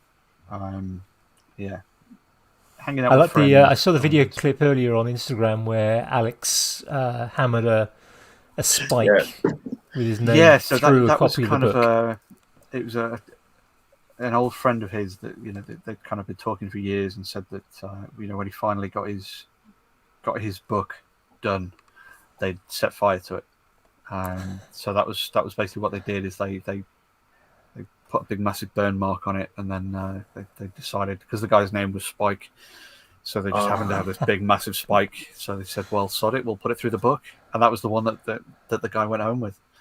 And it was a little bit bittersweet, because there's been delays in the shipping, like everything at the minute. The shipping delays everywhere. So unfortunately, the party was this weekend, and it's, I think, next week that the books are actually arriving for them, and things like that. So he was sort of hoping to have had some there. But it was a wonderful day, and it was a fantastic opportunity for him to be able to kind of say, "Look, I've done this book, and I've got my friends around me to kind of share the joy of it sort of come to fruition." So it looked amazing. Yeah, it's going to be a good that book. Food. I had a quick flick through, and the food was phenomenal. I mean, Al is an absolute machine. But we know that anyway. We know he's all right. A legend. Yeah, definitely. How about you, Andy? Me? Well, as I said earlier, I've been. Today was the last day of Project 12365, so I'm not sure. I've got to work out what I will be doing more drawing, and I will try and do some other things as well. But I want to try and. There's been many times this year where the only creative thing I've done in a day has been the drawing. And I want to, and even through an entire week or several weeks at a time. I need to change that. I need to be doing other creative things. So I said earlier, I want to get back into my photography. I want to get back into my book binding. I want to get back into carving. But I want to keep the drawing on, because I have enjoyed the drawing. But I want to do some more kind of sketching type drawing rather than the one line. But I am going to do some one line as well. I might maybe set one day a week where I do a one line type thing. There's a variety of methods for one line that you can do. So, and I've been kind of starting with a sketch, just a pencil sketch, to kind of get things in the right place, and then kind of working out where my lines are going to be, and then working out how I make it one line. But there are things like blind contour sketching, where you literally kind of just stick your pen or pencil on the paper and you don't lift it until you've done your drawing, and you don't have a starting sketch. And that tends to be kind of more, you do shading, so you will go over bits more. So like I've had a lot of people say this year they've enjoyed following the line. Yeah. And there's been a few times where I've kind of gone, I'm going to make this line as long and convoluted as possible. So yeah, just to give people that little extra enjoyment, or frustration. But yeah, there's some like blind contour. You put your pen down, you don't lift it till you're finished, but it isn't something that you would probably be able to follow the line through. So I still need to work that out, but that's tomorrow's problem, not today. As I mentioned earlier, I've been going through my OneTab and reducing it down. It's just over 800. I did get it below 800, but today's YouTube videos took it back over, because I've only watched one. Laura Kampf's video today was quite an interesting one with her storage system, which I think I mentioned last week or the week before. But I found a video hidden amongst the OneTabs, which I will link in the show notes. It's on Vimeo rather than YouTube. I can't find it on YouTube. I found the guy on YouTube, but I can't find this particular video on YouTube. And it's called Forged and Filed. And it's a guy I think he's Seattle-based blacksmith artist type person. And he's made this amazing box, silver box. I'm not sure if it's silver or whether it's polished, just polished to look silver, because obviously a lot of metals look silvery. And it's almost like a puzzle box. So it's got multiple keys. But it goes through this, showing some of the stages of making some of the parts. Doesn't show it all, but it's just a beautiful piece of work. And it's nicely done as well. It reminds me. It is a different style, but it reminds me of the Forge videos that Steve produced for Alex Pole. It's a different style, but it's very kind of reminiscent of it in terms of the kind of you're hearing the beat of the hammer. Got a lot more of that than YouTube, hasn't it? It's more kind of arty. Yeah, it tends to be more of that kind of like proper video type, kind of like it's filmmakers rather than YouTubers. Type stuff. Yeah, exactly. Yeah, I suppose you couldn't call them Vimeoists or something, could you? Yeah, so I will link that because it's amazing. It's a lovely piece of video to watch. It's relaxing. It's kind of one of those things you could put on the TV and just it's almost ASMR in its kind of approach. So yeah, that's been the most that's been grabbing my attention this week, really. Very good. So next week we've got Steve House, Moonshine Metalworks. He will come on. Moonshine Metalworks and the Forge UK. Yep. Very good. So that's going to be a good chat, I think. I can't remember who we've got after that. I should know, but I forgot to look it up before we started. Jacob from Other Dog Designs after Steve. Ah, yes, the designer of our logo. Indeed. Yeah, so that's going to be a good chat. And then we've got our friend Ellen after that. Yeah. Crafts with Ellen? Crafts with Ellen, yep. Oh, very good. Yeah, we've got a good. We haven't booked anyone in for after Christmas yet. We've got a good rundown to Christmas. You really dragged the bottom of the barrel with me, didn't you? No, we've got Rasmus on. Don't worry, we've got Rasmus on before Christmas. Yeah, we've got to get Sean. Sean that Grant stepped in for Sean because Sean was ill. Oh, so yeah. I need to. I'm going to give him first refusal for dates in kind of the new year. I think. Sure. Grant's another great guy. He's always supporting. Yeah. He's always supporting me in the Movember. Yeah, I've had some savage guests, lads. Fair play, like. I mean, as we've said all along, we've basically reached out to people that we want to have a chat with. Yeah, that's unreal. I'm loving it. I have to say, it's something I look forward to every week, having a listen. Well, it's great. Are you going to listen back to yourself? Yeah, probably. The narcissist in me, No, like I when I was on the Make Your Own Way podcast, I would have a listen back just to see how much of a tool I sounded, but Well, I mean, Kev, other than finding you at your Instagram, and more importantly, finding you at the Movember page, do you have any other closing thoughts or any other things you want to remind us all to do or anything like that? I just think if you can at all support Movember, you don't have to be male. My wife does the movement, so she goes walking and she does a bit of fundraising as well that way. As I said, just get in touch with that friend that you haven't talked to in a while. Go get yourself checked. If there's someone that you think you need to get checked, go ask them to go get checked. Just encourage people. As I said already, these things, if they're caught in time, are very treatable. From mental health things to things like cancer. If they're caught in time, we can save lives, and hopefully we're doing that with what we're doing. Yeah, that's it. Just be nice to everyone. Be nice to people. You don't know how smiling at someone is going to affect their day, or holding the door open for them, or whatever.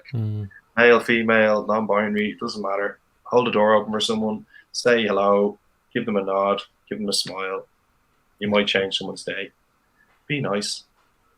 That's it. That's all I got. Cool. Perfect. Well, perfect note to end on, I think. So, Well, exactly. And thank you for joining us. Thanks for having me, lads. Really appreciate it. Had a great chat. Looking indeed. forward to seeing us at Maker Central, hopefully. Yes. Oh, for sure. Absolutely. Yeah. Right. So, we'll say goodbye to everyone then. So, bye, folks. Absolutely. Listen in next week. Bye all. For listening.